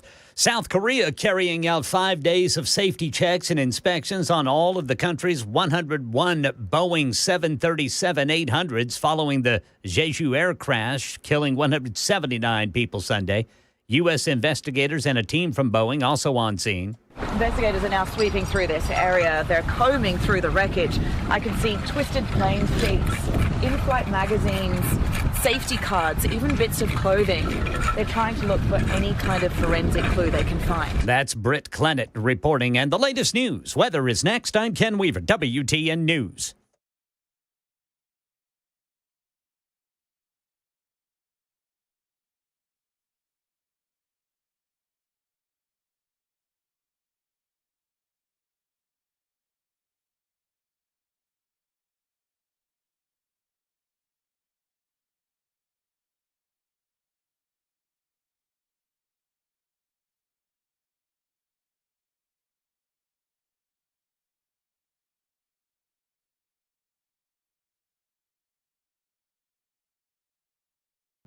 Hey, what's up, guys? It's Matt Murphy in the middle of downtown Franklin, Tennessee. We've talked so much about Savory Spice. I thought, why not show you the place? So let's go on in and see what's popping at Savory Spice. As I've always said, you will smell the spices even before you walk in. I can smell them right here in the doorway. Come on in and let's introduce you to the one and only Holly, who is the owner and proprietor of Savory Spice. Say hey, Holly. Hello, everyone. Now, enough about Holly. Let's talk about Spice and Easy products like the incredible taco soup, which, as I said, you put this in a crock pot, you put all the ingredients that it tells you to buy right there, you put the spices in, and it's so easy. So if you don't know what you're doing around the kitchen, it's a perfect way to find your way around the kitchen, as is the Mediterranean dill risotto. Now, for the holidays, pumpkin pie spice. What doesn't it have, Holly? Pumpkin. Doesn't have any pumpkin in it. That's a fun fact for all of you kids out there. Now, if you stop by Savory Spice, either in the Franklin location or at L&L Market, you can get yourself a sample of the dill dip, which is my absolute favorite. Just tell them Matt Murphy sent you to Savory Spice with purchase now. So come by Franklin or L&L Market in Nashville and come see Holly and the entire crew at Savory Spice.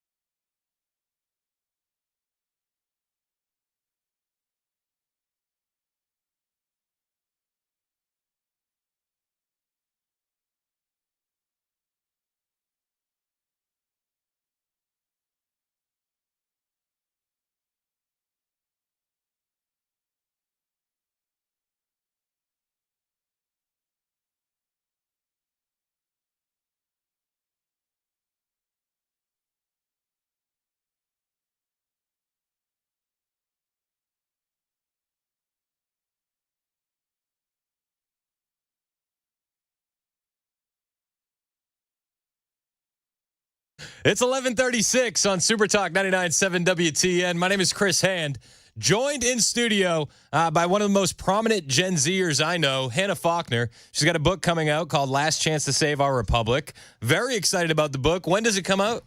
Tomorrow, January 1st, 2025. I can't believe it's officially 2025. That's insane. 20 days till the inauguration. And this is your first book. First book. You excited? I am so excited. I will say, this book isn't like a cheery, nice little book to read and you're going to sit down and be super happy. It's not for the beach? Yeah. Well, honestly, I mean, this is a wake-up call to Americans. I mean, this is not stuff that happened overnight. We've talked about it every time that I come on your show and many other shows. Like this is an agenda that has been happening since the beginning. I mean, even in the Garden of Eden with the fall of mankind. So this is not something that has just happened overnight in the United States of America. Really, the birth of the United States of America in 1776 when we signed the Declaration of Independence, the dependence upon God, ultimately, which I talk about in the first chapter. I mean, this is the great experiment, right? This nation, and this really might just be our last chance to save it. I mean, the November 5th, that was total God's grace on our country for the winning of President Trump. I mean, we do not deserve it. We have allowed so many evil, heinous things to happen in this country. We've allowed the largest child trafficking operation to happen. We've allowed them to imprison peaceful protesters on January 6th, pro-lifers. Have you heard of I think it's Bevelyn Williams? I've not. She's like 35 years old. She has 2 to 3 kids, young kids under the age of like 7 years old, and she's been sentenced to 3 years in prison by the Biden-Harris regime for causing emotional damage outside of an abortion clinic. That's the black lady. Yes. Yes. Under the FACE Act. And this is something we've got to do. We've got to reform the FACE Act, repeal it. Something has got to be done with the FACE Act because it is the reason why these pro-lifers are being put in jail for being on these death clinics' property praying for these women. Well, and hopefully, I mean, you look at the pardons and the commutations that Biden's giving out. Hopefully we can get some of those on day one for Jan 6ers and for some of these pro-lifers. But I think that even having that hope is really a kudos to your generation. New York Times reported that younger voters moved 7 points to the right. It's the largest move by far in any age group. Boomers actually moved 2 points towards Kamala. Wow. Why, I'm why not do you think shocked. that is? I really think it's because boomers and even millennials, some, they haven't asked any questions. I mean, that's the reason that we're seeing the things that we're seeing is we didn't ask, okay, why is this happening? What does this mean? I was just reading the other day on my live show, the 45 goals of the communist agenda, their 45 current goals that was warned by a lady, Miss Nordman, to Congress in 1963. And so many of the things that she was warning them about, they've already happened. I mean, it was the House Committee on Un-American Activity. One of the goals of the communist agenda was to abolish it. And then 10 years later, it was abolished. I mean, why would you abolish a permanent committee, a committee that was supposed to be permanent in the United States of America, that is to investigate un-American activities? Well, of course, because communist is un-American. It's diametrically opposed to the ideas that are founded within our Constitution. So, and you mentioned all these pardons. 37, Joe Biden commuted 37 vile criminals. And when I say vile, I mean, these are multiple. I mean, they have committed mass murders. They have raped young girls, young children, some of the most heinous crimes that you could possibly think of, and it's disgraceful. One of the Chinese citizens or Chinese nationals that he sent back in a prisoner swap had 47,000 files of child sexual exploitation material. I think that you could solve that problem with a wood chipper a lot quicker than you can a plane ticket. But here's the thing: you just sent him home. Well, the death penalty is 100%. Accurate in stopping this crime. Okay, it's 100% going to stop this behavior from happening. You saw the two men, the gay couple that adopted 2 boys, and they're about 3 to 5 years old. And they abused these kids. I mean, they brutally raped them. They put their pictures all over. They sold them onto child pornography sites. And our court system, our justice system, sentenced them to 100 years in prison that we are going to be paying for as American taxpayers. These guys do not need to sit in prison. They're going to do the same thing over again. I'm all for second chances, but this is something that you can't take back from a child. Yeah, you can't come back from that. And we discuss all that in the book, and gender ideology and the censorship of freedom of speech. I mean, I was just reading in the communist one of the communist goals was to label like the conservatives, essentially the Christians, as book banners, as those that are trying to ban freedom of speech when they try to get rid of pornographic content. And you see the same thing. I mean, all across the country, we're seeing, I think it's 13 states so far have tried to eliminate Pornhub from their state because they are violating age verification laws. They're allowing children to be on their sites and in the videos.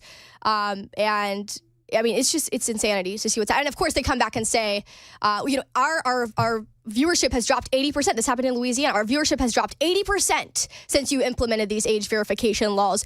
You are infringing upon our freedom of speech. No, we're not infringing upon our freedom of speech. We are trying to protect children's innocence. Yeah. And again, that's a communist goal, is to do that and to label and manipulate. Well, it's one of the things that people do in warfare too. They pump pornography into the homes of citizens. It's wild, but. How did you escape it, and how are we winning the culture war with younger voters when you see, a 7% percentage point move to the right? How is that happening, given the unrelenting waves of propaganda that we're getting from just all angles? Yeah, I mean, I really think Charlie Kirk and Turning Point USA, so many different organizations that are on the ground, boots on the ground at these college campuses. The problem is, so you hear the common phrase saying, I don't care about politics, and this comes a lot from my generation, but also a lot from boomers. Yep. A lot from boomers. And millennials. Yes, and millennials, is that I don't care about politics. It's not something that I'm interested in. But I can guarantee anyone that says that if they knew what was happening in our political sphere, if they knew what was happening in the spiritual realm in our country, the fact that we have put these J6ers, these pro-lifers in the most inhumane conditions, the fact that we've murdered over 75 million innocent children in the womb, they don't know what an abortion looks like. If they knew that these things were happening, if they knew what it all meant, I think that they would care a lot about politics. And I will say, because of people at college campuses, because of Charlie Kirk, Turning Point USA, so many other different individuals on these college campuses educating these students, they're waking up realizing, oh my word, I've actually been lied to this entire time. You only have to expose somebody to one lie, and then everything else unravels. That's what that was the silver lining of the COVID pandemic. Yeah. It's just, oh wow, you're lying to me here. What else have you lied to me about? And a lot of people waking up from that ignorant sleep. The boots on the ground college campuses, you're absolutely right. What Charlie and Turning Point's doing is just unbelievable. And they're making it cool to be conservative again. I think that helps. I mean, if you want to be a rebel in today's society, don't have sex out of wedlock, and exactly. Get married, be Christian, and congratulations, you're in the top 1%. Yeah, you're for the rebellious extremist. Americans. You're a domestic extremist. Yeah, it's insanity what's happening. But I do have hope. At the end of the day, I mean, the only thing, and I've said this before in your show, the only thing that's really going to turn this country around is revival. And even within just the past with Saul Alinsky, we were just talking about the 13 rules for radicals. I mean, he praised Lucifer. This is a spiritual war that we're fighting between good versus evil, and Democrats praise Saul Alinsky. This is me and Hannah's conversations off the air. It's not like, hey, how are you? It's like, have you heard about Saul Alinsky's rule? Yeah, I've heard about Saul Alinsky. But and some people listening right now say, oh, well, you guys are just conspiracy theorists. You guys are just, bringing stuff up that really isn't going to solve anything. But at the end of the day, if we don't understand our enemies, if we don't understand their lines of attack, we don't understand their agenda, we're going to be sitting ducks. I mean, if you're in the military, if you are on the battleground, if you don't understand where your enemy is going to be attacking from, you're sitting duck. 100%. You are a target. And that's why we as the United States of America have been a target for, really... Donald Trump, he was the first Republican president. When how many years? 16? Yep. Was it 16, 20 years? Yeah. True Republican, true conservative politician. And so, we're seeing the golden age, as President Trump said. People are fed up. You mentioned COVID-19. So many young people couldn't attend their graduations. Parents got to see what their kids were learning on the internet, what these teachers were teaching their children, and we're like, what in the world is happening? And then Biden gets in, and now you can't afford to move out either.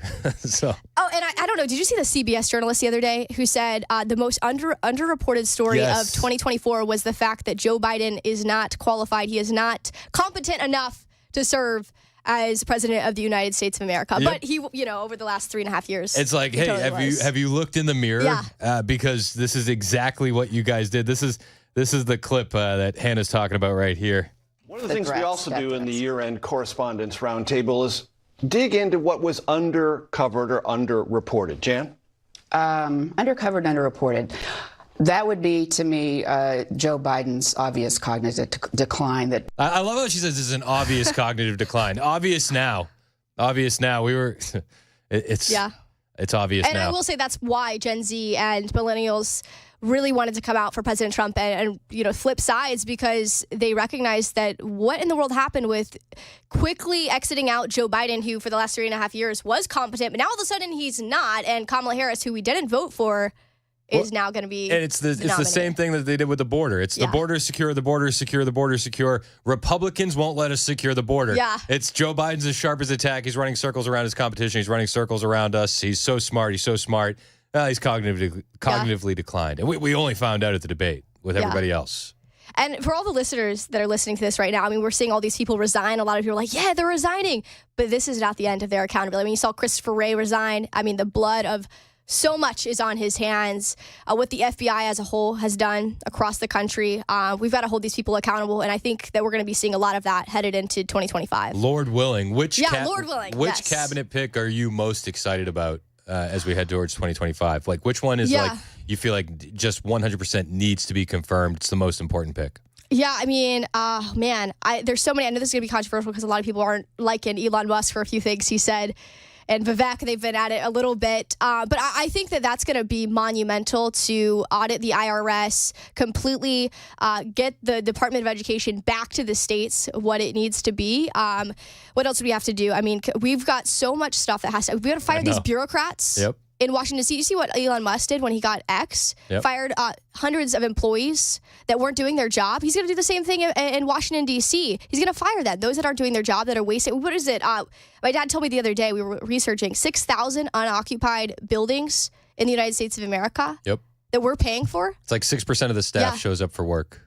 And it's less if you take out custodians and maintenance guys and security.